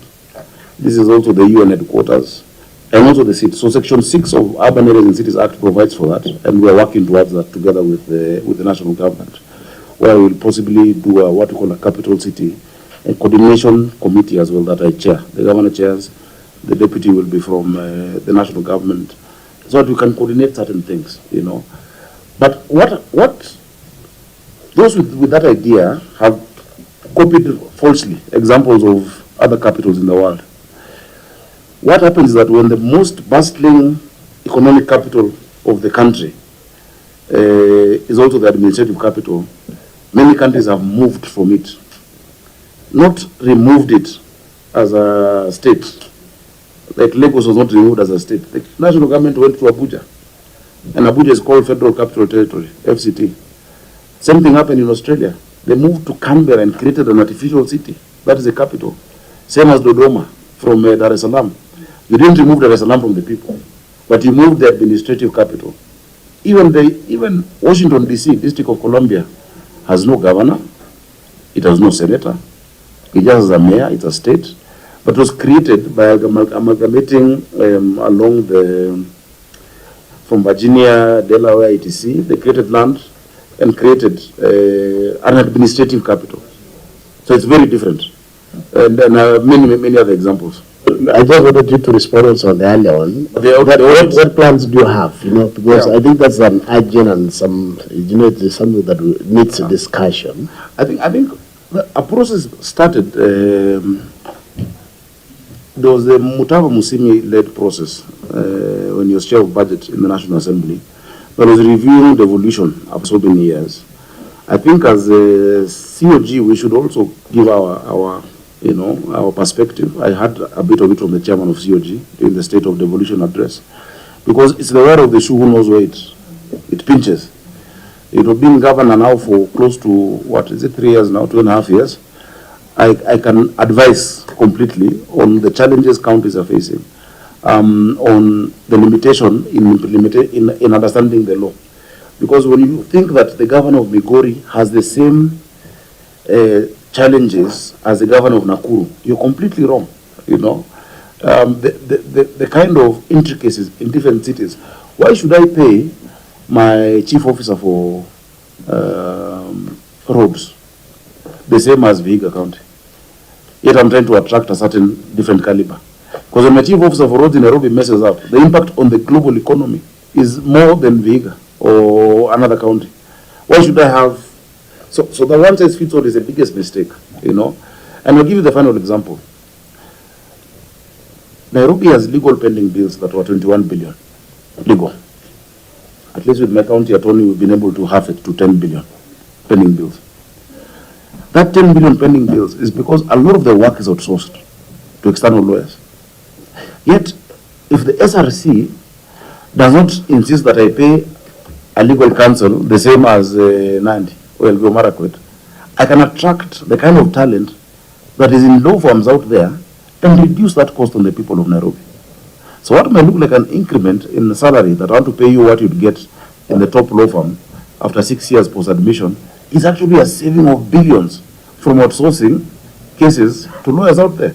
Every day you go, you'll find someone saying, I have a pending bill of 100 million, pay me 500 million. Some of them are ridiculous. Somebody wants to be paid 1.5 billion. 1.5 billion. And I don't know you lawyers what it is. You have not built anything. There is no structure. There is no, it is to go and talk. Yet that money can build 5 stadia. That money can build markets for our people, you know. So when I approached the SRC, and I wrote to the SRC, and said, on the issue of the legal, and I've hired now another 48 lawyers, advocates, in Nairobi County. I'm now still haggling with the issue of the salary. By me increasing the salary of my legal counsel in the city by this amount of money, I will save the county billions in legal fees, which the Senate is always dealing with. So the evolution now needs to be pragmatic. Let us look at Mombasa. Mombasa has the potential of being our maritime capital in the region, bigger than Dar es Salaam. But it's constrained because you expect Mombasa to behave the same way as any other county. And you say the governors must have, 3, I don't know what, legal, what. What Abu Somat did is different from me. Lamu has the best natural port in Africa. The natural port there is the best in Africa. In fact, if you develop that corridor, including Lapset, you will turn the economy of this country on its head. But the governor is constrained by those issues. So I agree with you. I think we need to maybe bring some proposals to now take devolution to the next level. The first 10 years I've set the foundation. Places that there are no roads, there are roads. Places that had no hospitals, now they have. But we now need to take it to the next level to achieve the true goals and intentions when we did the Katiba in 2009 to 2010. Senator Eddy, the last question, and then we close. Chair,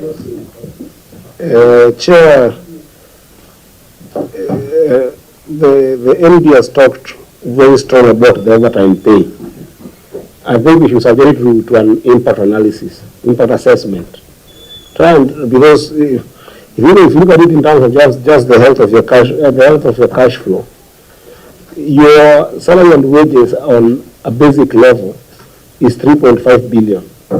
That means that your overtime amount is about 15% of your salary and wages, way above any other formation, for instance, of having rotating cash flows, dealing with emerging complexities, or having what we were talking about, shifts.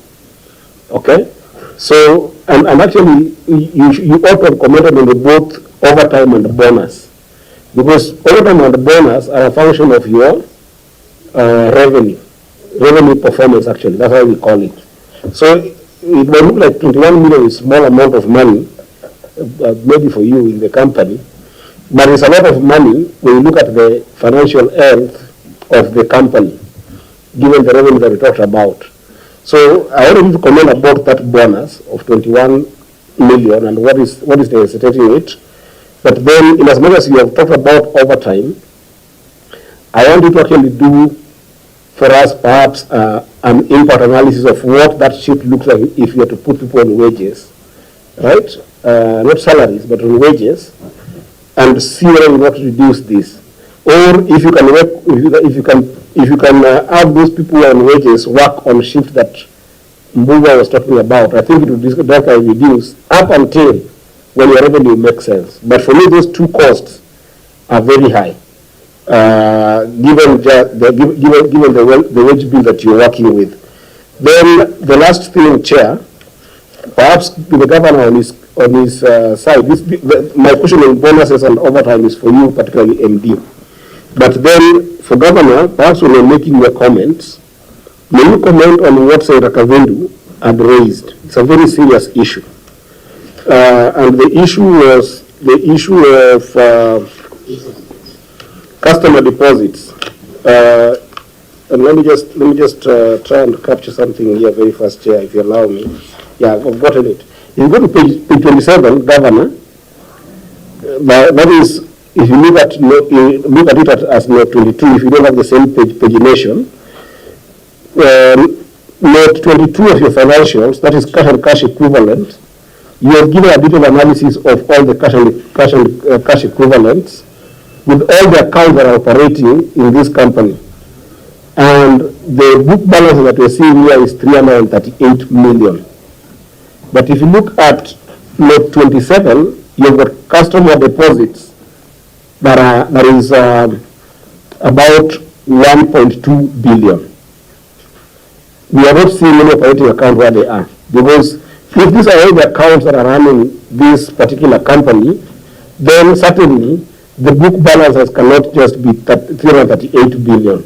Unless there is an accounting form that Mr. Mondi did, which would be bring us the question, where is the account that is running the customer deposits? Because otherwise it should have appeared under that cash and cash equivalent. Yeah, so those would be my two. So that the first time the NB and the bonuses, what is the setting them, and has there been an impact assessment that has been done with regards to the issue of overtime vis-a-vis other forms of variations, that is on the shifts, casuals, on case-to-case basis. I'll answer the bonus and the wages. Thank you so much. I think Mheshimiwa, I discussed about why we accrue overtime. I see the overtime accrues because of various activities in our systems, which you cannot do away with. I give you examples of water rationing. Where you stay, we have personnel who goes manually to turn the valves very early in the morning, so that the way our water is structured, the rationing program, it is done at around 6 to 8. So that by the time people in some areas, we change valves in the morning and then change again in the evening in many of the areas. So that areas where there was no water, by the time you are arriving in the house, at least there is water trickling. Or if your area was not receiving water yesterday at night, in the morning when you are waking up, at least there is some water. I don't mean to cut you because of time. I am appreciating the fact that those things are emerging. Yes. The question we're talking about in terms of managing cost is overtime the best way to address them vis-a-vis things like what are about shifts or casuals in some wages to deal with those uncertainties that come within operation. And my question is, have we been able to actually do those assessments? Have we tried a formula that is it scientifically driven? Is the decision for overtime scientifically driven in terms of cutting costs? That's the question. Thank you so much. Yes. Shifts and overtime we have analyzed. Shift and overtime we have analyzed. We can share the report. Okay? Yes. Bonuses, yes, we give staff tokens of 5,000 shillings every year as an appreciation for handwork. And a good example is the financial year which has ended. We were able to raise revenue by 1 billion in one financial year because of motivating the staff. Bonuses are given to motivate people. Thank you. But I'm saying that if the union motivates people and the company is not performing, it has got material authority. Under the practice is you give a bonus based on performance. In performance. Right, when you make profit is when you give a bonus. I think Increase of revenue is performance. Expenses. Thank you so much. I think it's misuse of the word bonus. It should be token of appreciation. Okay? So it's a matter of English and the semantics. Of It should be a Christmas gift. Sure, it's a Christmas gift. It should be more. I promised the executive staff, if they were to hit 15 billion this last financial year, they would get their 13th salary. One more salary. Unfortunately, they got to 13.8 billion. Maybe because of that last week of Gen Z and whatnot, because then revenue doesn't come in. But it's proper labor practice. The SRC has a framework for recognition of what they're calling like special effort, and we have been going through that with them as COG. It's a good thing to do, to encourage people to actually go beyond their normal code of work. An increase, remember, what amount is it that we are at 12 point? This last year. 11.8 from 8.9 billion of collections in 2021-22. From 8.9 billion to 11.8 is a huge increase. Even just when you crossed the psychological threshold of 10 billion, in the previous financial year. It's a big thing. It's not easy. You audit other counties and other companies. The amounts you discuss in this meeting are very different from the ones we're discussing. So and that's 5,000 shillings. In fact, I wish next year you do it better. You give them an extra salary so that they can, you know, and that is provided for by SRC. On the issue of deposits, I'd like the finance director to explain clearly. Wasrep, I think, did a report without even getting response from the water company, and those are serious misreporting. I wanted to explain very clearly how we handle the deposits from customers, how the deposits are replenished in case they need to get it back, and where it is held.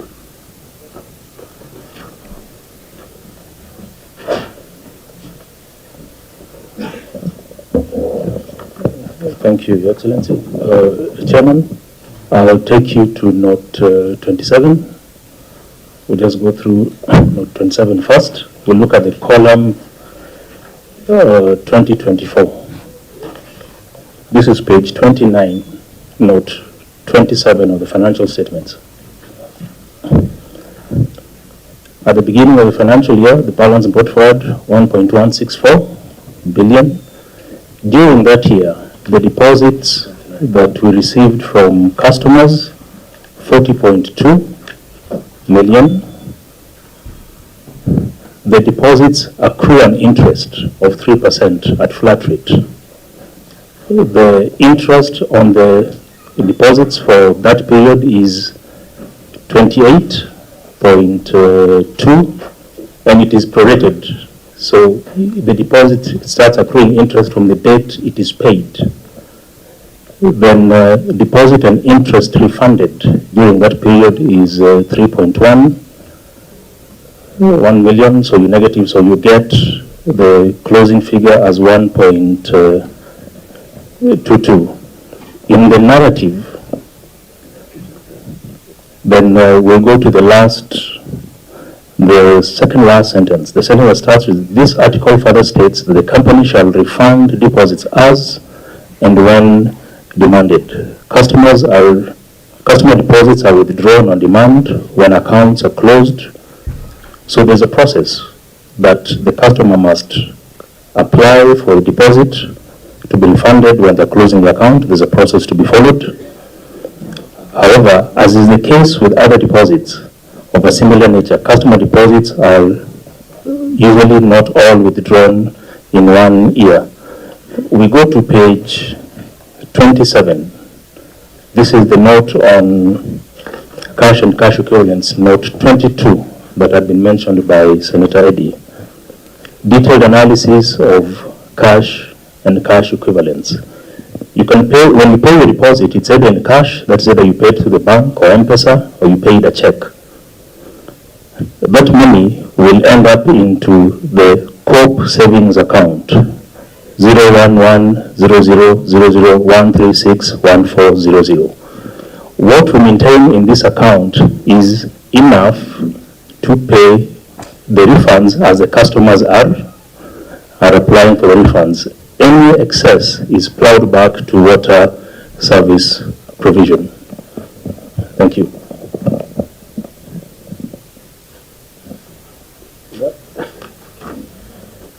So there was no borrowing from the customer. No, that's Pardon? Was there any borrowing from customer deposits?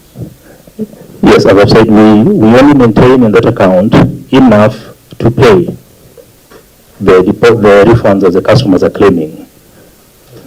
As the customers claim the refunds, the rest is plowed to water service provision. As you have seen, the whole year it was 3 million. The previous year, the whole year was 4 million. Chair, maybe what we should be asking the governor, the MD through the governor, is we have seen the cash for refundable deposits about 12 million. Then what you are saying, what is taken back to the system, is there a policy then?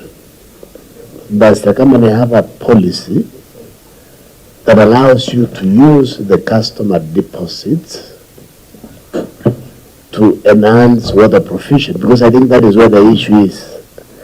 And because the law is very clear, you know, the auditor says you have to follow the law. And the reason why this thing is an audit query, I mean, it was not, I don't know why I didn't pick it. I mean, there should be a policy. Yeah, it's in the PFM. PFM Act. But 5%, only 5%. You can only borrow 5 and refund within 12 Customer months. deposit to be repaid within a year. Thank you. We are guided by provisions of Water Act that says all funds collected by the WSP to be used exclusively for water service provision. There is such a provision in the Water Act. So that's what guides us. We retain what is enough to refund the deposits. The balance is plowed back to water service provision. No, but you need to balance that against the PFM. What would be the alternative? The money should sit in an account Yes, from no. 2004. You know, That's why they say the law is on us. It You is. see, the auditors will raise that query because of that PFM they requirement. have never raised that query. I don't, we were wondering why they didn't raise here. They have Because never, in other, even in financial, or in other counties they raise. yes, they raise in other Maybe we countries. have a policy document. I'll have to look at it. The idea, you know, the sensationalizing that money from the customers is being borrowed. There's no such thing as borrowing. It is within the company it is used. You know, it's the same way you think in your bank that there is a shelf written or sorts with your money. You know, when you're saving, there's no shelf written or sorts that this is or sorts is money. But we know that you gave us a deposit of this amount. When it is due to be refunded, you'll always be refunded. And there's no one who has lacked or not gotten refunded rightfully when they need to do it. But it would be very unstrategic to just keep money sitting from all those years, yet people don't have water. Actually, you know, 1.2 billion is a lot of money just to lie idle. You know, that is now one of the things that you as Council of Governors, you bring it up. Otherwise, you know, we will be never here discussing it, and it will change nothing. Yeah. Yeah, so even Chair, we should not also consider just wasting time. I need to look at that PFM provision. I've not seen it. And we can propose. Legal, can you read out? Which one is that, Jeremy? Through you, Chair, Yes. the provision on borrowing by county government entities is under section 142 of the PFM and spread together with section 145 of the same PFM. So that's borrowing. Yes, on borrowing, yeah. No, this is not borrowing. This is customer deposits that you're applying. Borrowing, first of all, needs county assembly approval, needs a national government guarantee. The deposits are not a borrow. Sorry? That's the procedure of touching customer deposits. Unfortunately, that's the law. Where? That's why we can help you. That provision talks about subnational borrowing, when the county takes a loan or an extended overdraft. Legal, can you advise?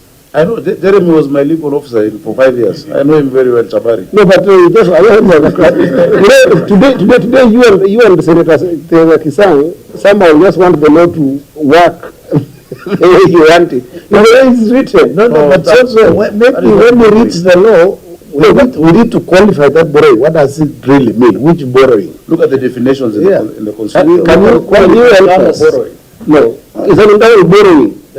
Does it say internal or external? Just borrowing is defined in the Constitution. Reach that law provision begins all the way from section 140 on the authority for borrowing by county governments, where the county executive committee member on behalf of a county government can raise a loan for the government purposes. And then it refers to section 142 on borrowing by the county government now, where the county assembly has to authorize short-term borrowing by county government entities for cash management purposes. And then in the borrowing under subsection 1 cannot exceed 5%, and they must be repaid within 1 year. And then it goes on to, there is section 145 on now the county government lending money, where the subsection 1, it provides that a county government entity may lend money in accordance with this act or any other county legislation. So in case there is a county legislation on borrowing and lending on money by county government, then that can follow. But for the cases of borrowing and lending under the PFM, that is, those are the only provisions on borrowing and lending that are provided for. Using customer deposit is not borrowing. That is the wrong reading of the law. That is using money. When you deposit it, what is a customer deposit for? Yeah, maybe the auditors are here, they can tell us, because I've raised that query several. Mark. Provisions, first of all, are drawn from chapter 12. To chapter 12 of the Constitution, Article 212. If you look at the implementation schedule of the Constitution, the articles are to bring to life subnational borrowing. And I remember because I did a book on it with ICJ. Those are the articles that talk about subnational borrowing when you're looking for a loan or an overdraft from another institution, external institution, not when you're using money that is within your purview as customer deposit. Now, what was the customer deposit for? Maybe we can hear from the auditor. Chair, I was trying to look at the relevant section in the water services regulations so that I'm able to bring it to the attention of the committee. But the concern has always been that these are customer deposits, and therefore, yes, they can use them for operations, but the regulations, I think, had provided, I think we can try and research that with the RIGO, that they can use the VAT for a period not for more than 1 year, where the funds are taken back to deposits, so that the borrowing period is not more than 12 months. Thank you, Chair. With your kind permission, there is a provision on the water services regulations.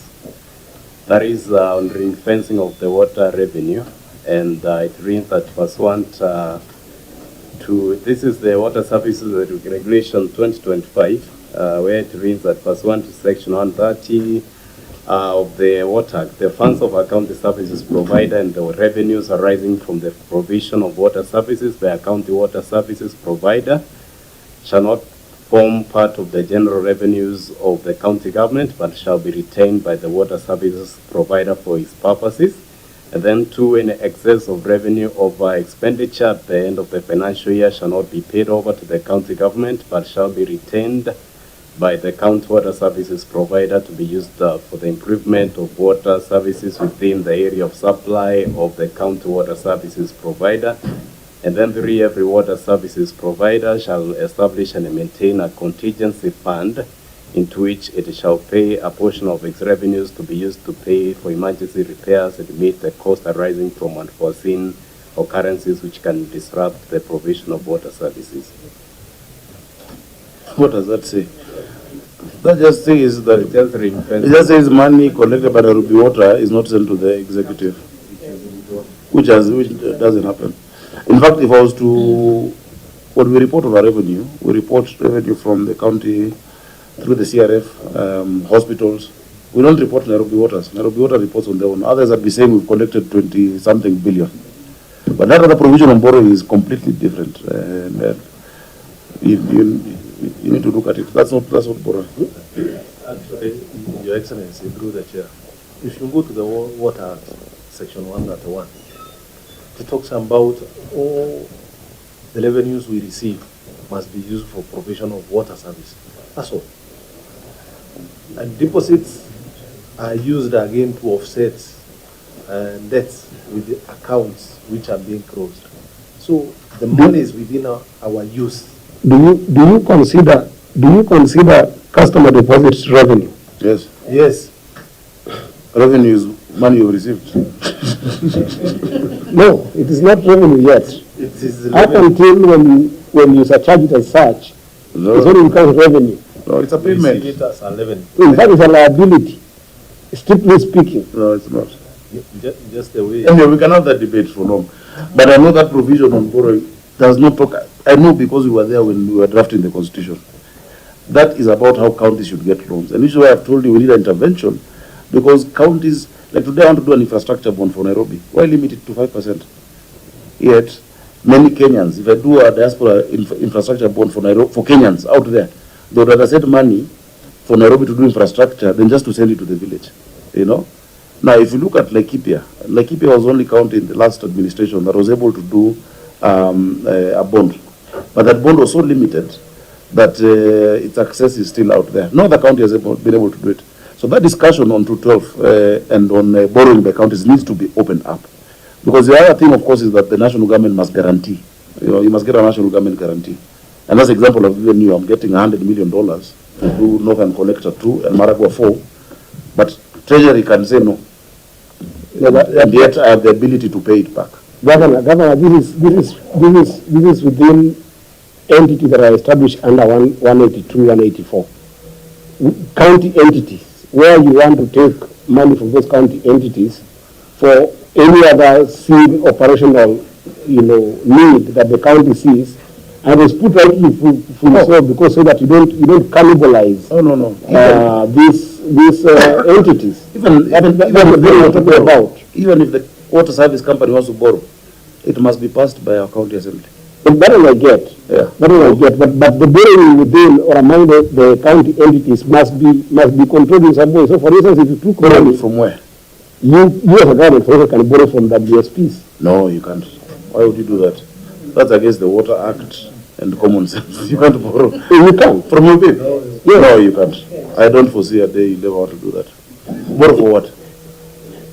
Anyway, the Water Act says all money collected by WSP is ring-fenced for water provision by that entity.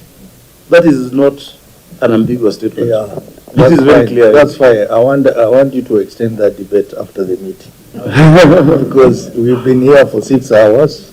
Yeah. I think let's stop at that point. Yeah, just one comment. No, make it as a closing remark. Yes. 1 minute for each member. Mine is 1 minute, Chair, and it is outside the water company. I have an interest around Kilimani area. And Governor, you know, the Chinese have been there for close to 10 years. And before they came in, the roads were very good. But if you go through Kilimani, the roads are terrible. I don't know what you're doing as a county government. Before developments come in, maybe you assess the state of the roads, and then they restore when they complete these particular projects. It's terrible, Governor.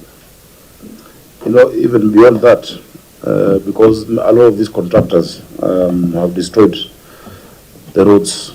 First of all, we have just awarded all of those roads to restore them. We did Kindaruma Road. We're not doing Chania Avenue, Rose Avenue, Wood Avenue. All of those roads you will see in the next week or so work proceeding. But what we're introducing in our Finance Act is a levy on these concrete mixers and the steel trucks. But they just pay a license because you can't say you will restore the road after you finish construction. Because there will always be a construction. But you must maintain it during construction. In fact, if you look at the direction of travel, the road is bad towards the sites, because that is when the trucks are heavy, and they're heavier than the size envisaged. Like Wood Avenue and Chania, I have to do full reconstruction because the problem is the base is black cotton soil. And so with the black cotton soil, even if you do the asphalt, when it rains and you mix it with this heavy weight, the entire road is washed away. You have to do it from scratch. So you will see action on that. And this is part of our discussion with the national government that have gotten now 2.1 billion worth of new road works starting now. In the next week or so, the awarding has been done. So utaona itakuwa sawa. Thank you. Honorable Mbugo. Chair, allow me to use my 1 minute to put the governor on the lawfulness on these compliance with the Persons with Disability Act 2003. Chair, you know the governor was a very able chair of the Labor and Social Committee of this Senate, and he was a very strong crusader of inclusivity.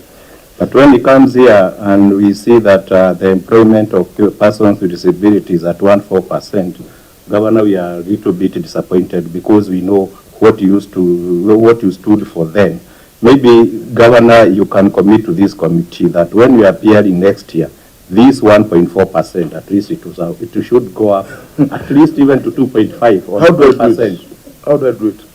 By firing, When you are by firing those who are when not you are employing disabled. people, you should give them a priority. We've not employed in the last 2 years.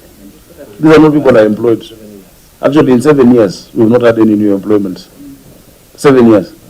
But You know these on percentages? affirmative action, you can do something, Governor. No, it's not possible because, Mheshimiwa, these percentages are not there. And don't even put 30% for persons with disability in the law. When I was an MP, 2015, Public Procurement Disposal Act Amendment. These targets are aspirational. You cannot come to now Nairobi and say now to achieve this, you will not fire people, or you will not hire just for hiring, because you still call me and tell me high wage bill, But the aspirational that when you're doing a new recruitment, you must consider that percentage is there, including even ethnic considerations. That, in fact, the law says that the dominant community should not have more than 70%. Of course, in Nairobi, there's no dominant community of that size. Because the largest community in Nairobi should be maybe 24%, the largest one dominant community. But I really, really support persons with disability and youth and women. In fact, all my waziris, part of their performance contracting includes what they're doing for youth, for AGPO, for persons with disability, and for women. So I take that observation. But even if you are the governor, it will be the same number. Because you're not firing anyone. You can't say, okay, everybody who is not disabled, I'll fire 100 of you and hire 100 persons living with disability. You can do that, Yeah, but not enough to tilt that percentage. Yeah. So, I mean, I welcome the advice and the ideas. And we have them right from the top level of leadership in Nairobi. We have accommodated. And where I have done employment, I have made sure that we've considered that. Yeah. Honorable members, it's now Chair, comments. It's not Nairobi no more delegation. questions. No, Yes, it's not comments. a question, it's a comment. Yes. First, Gava, seriously, I want to say that CEO Muguna does his job right. That one I can commend because I have woken him up. I mean, I've spoken to him many times to work on issues, and he has responded very well. And in fact, one of our estates, at least they are happy with him. I also want to commend you at least for taking brains like Mheshimiwa Josh, Olum, seriously. I mean, those are, but Omoke, sorry. They are the people that at least you may need to work with. And Mheshimiwa, of course, he is my neighbor. And I commend you at least for you to utilize him. But Gava, we want to see the systems working. Of course, me as a Nairobian, I remember at one time my mother was a councillor and I saw guys even washing the roads with hot water at that time. When to sit in the sun, I saw the systems working. And I'm sure you're going to change the system. That's why I always wonder, why do governors have to be given, like one term and then vie? Because by the time, no, I'm finishing. I know your interest. No, but it's because, I mean, you have left something that you may need to see it, for that 10 years, but then unfortunately that is it. But govern as Nairobi audience, give us also audience, I mean, Nairobi delegation, give us also audience with you. See, Senator Sifuna was also complaining. Give us time with you. Call us bi-monthly or maybe, let's sit together, our feedbacks. We can share experience kidogo na tunaweza kukusaidia. So to be honest, for the last 3 years I've never come to your office because I've never had time with you. Hata sasa nimekwambia tu governor nipe time, ukaniambia hapana sio leo. So mimi nakuomba let us have time, give us time so that we can support you. Thank you. Okay. Any other? Just allow me to remind Senator Kisang to just note the commitment I've given. Is on Agnes Kodek, 2.6 kilometers, the Ndemi Road, Cemetery Road, Rose Avenue, Chania, all the way to Jacaranda Avenue in Lavington, in Vagara Road, and Karambini. Those ones, you will see changes very shortly. I gave you when I came to your office in Karen, just 200 meters, the one we agreed that you but now with Kura, it's terrible. So, it's not going to my home, it's just my neighbors. And then what we are also saying, if it were up to me, I would tarmac all the roads in Nairobi. Give us also one day, maybe one Saturday every month, to clean Nairobi for you free. Yes, you can. We've been doing it, Senator. No, we have not seen it. I'll show you. Senator Siengo. On Sundays. Thank you, Chair. I take this opportunity to appreciate the Governor and his team. Though I walked out along the way to attend to another meeting, but I'm very sure that the issues were addressed and is advised accordingly to do the right thing. Governor, if I may also mention, I'm also a Nairobi delegation. Again? Yes. I thought you were... I come from Kitui, but I'm a Nairobi delegation. Actually, I fought at, do I disclose? In Kileleshwa, I'm a fought at Kileleshwa. And you're a Nairobi delegation? Yes, I'm in Nairobi delegation. I only want to thank you for inclusivity. That one I cannot rule out, because actually I know of several campers that you have brought on board. Yeah, thank you. And as a person from Kitui County, I really want to thank you.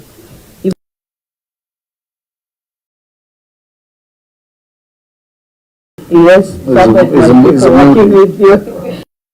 Please do the right thing for Nairobians, as Nairobians, and do the right thing. Thank you. Any other?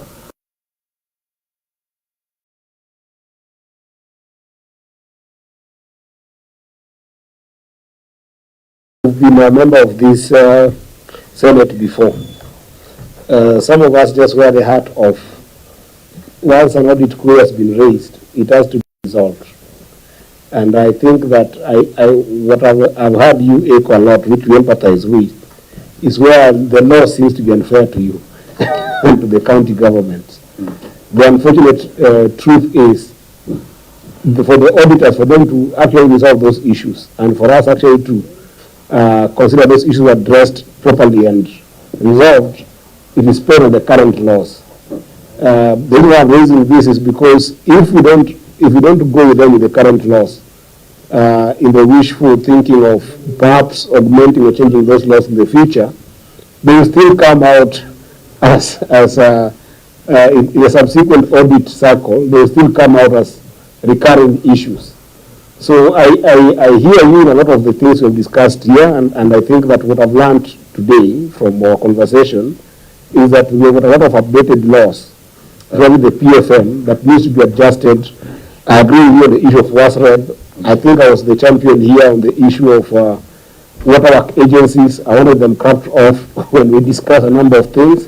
But before all that is done, let's make sure that we comply so that they're not recurrent issues in subsequent queries. But other than that, I appreciate your engagement for the last 6 hours that you have been here, and want to wish you well as you continue serving the people of Nairobi together with your team. Thank you so much.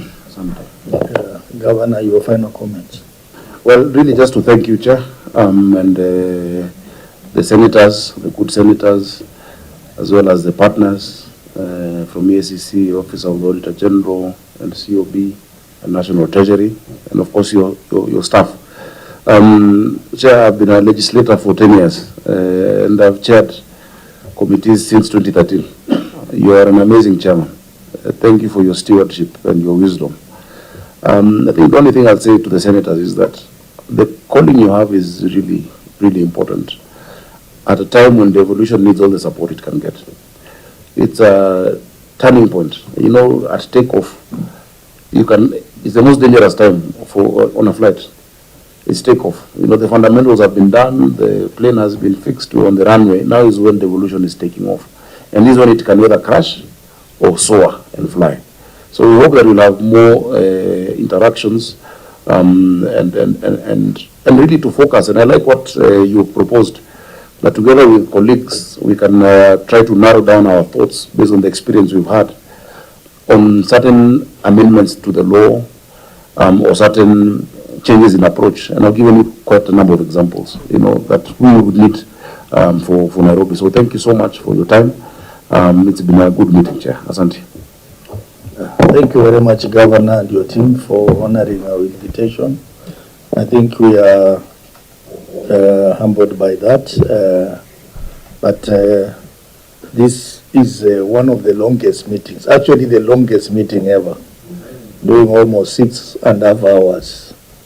and members are still here because they are very keen to see better governance in Nairobi County. In this committee, we don't just ask questions, we also provide solutions. And on those indicated areas, like on issues of long outstanding receivables, once we get a schedule of your receivables, we will be able to act. Also, the issue of WASREP will also be able to act. And any other issue that you feel that this committee can help, will be able to act. So we ask questions and we also help. And that is the spirit that we want to have. So you have indicated to us that you are making some positive steps in some areas. We want to encourage you to do even better. I've just come back from the city of Moscow, and I had an opportunity to meet the mayor of Moscow. And there's a lot that you can borrow from them in terms of city management. So And that's revenue. an engagement that we'll have an opportunity to speak to you We're about. twinning. I'm actually going there. Yes. Where the sister city is Moscow. They Yes. invited us the month of August or September. Yeah, The same actually day. October there. So I think this committee has tried to, through oversight, improve the management of water companies. And we are keen to see Nairobi Water also improving.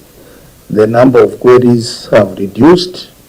And then in the last report we had over 100 and something queries. But now I've seen the numbers have gone down, so the auditor will give us a report on the prior issues to see the status, whether how many have been addressed, how many have not been addressed. So the auditor, please prepare for us that schedule so that we can see the progress that is being made. Otherwise, thank you very much for coming, honorable members. I must thank you for staying until very late on a Monday. It's not easy. So the meeting is adjourned until tomorrow at what time? At 10, yeah.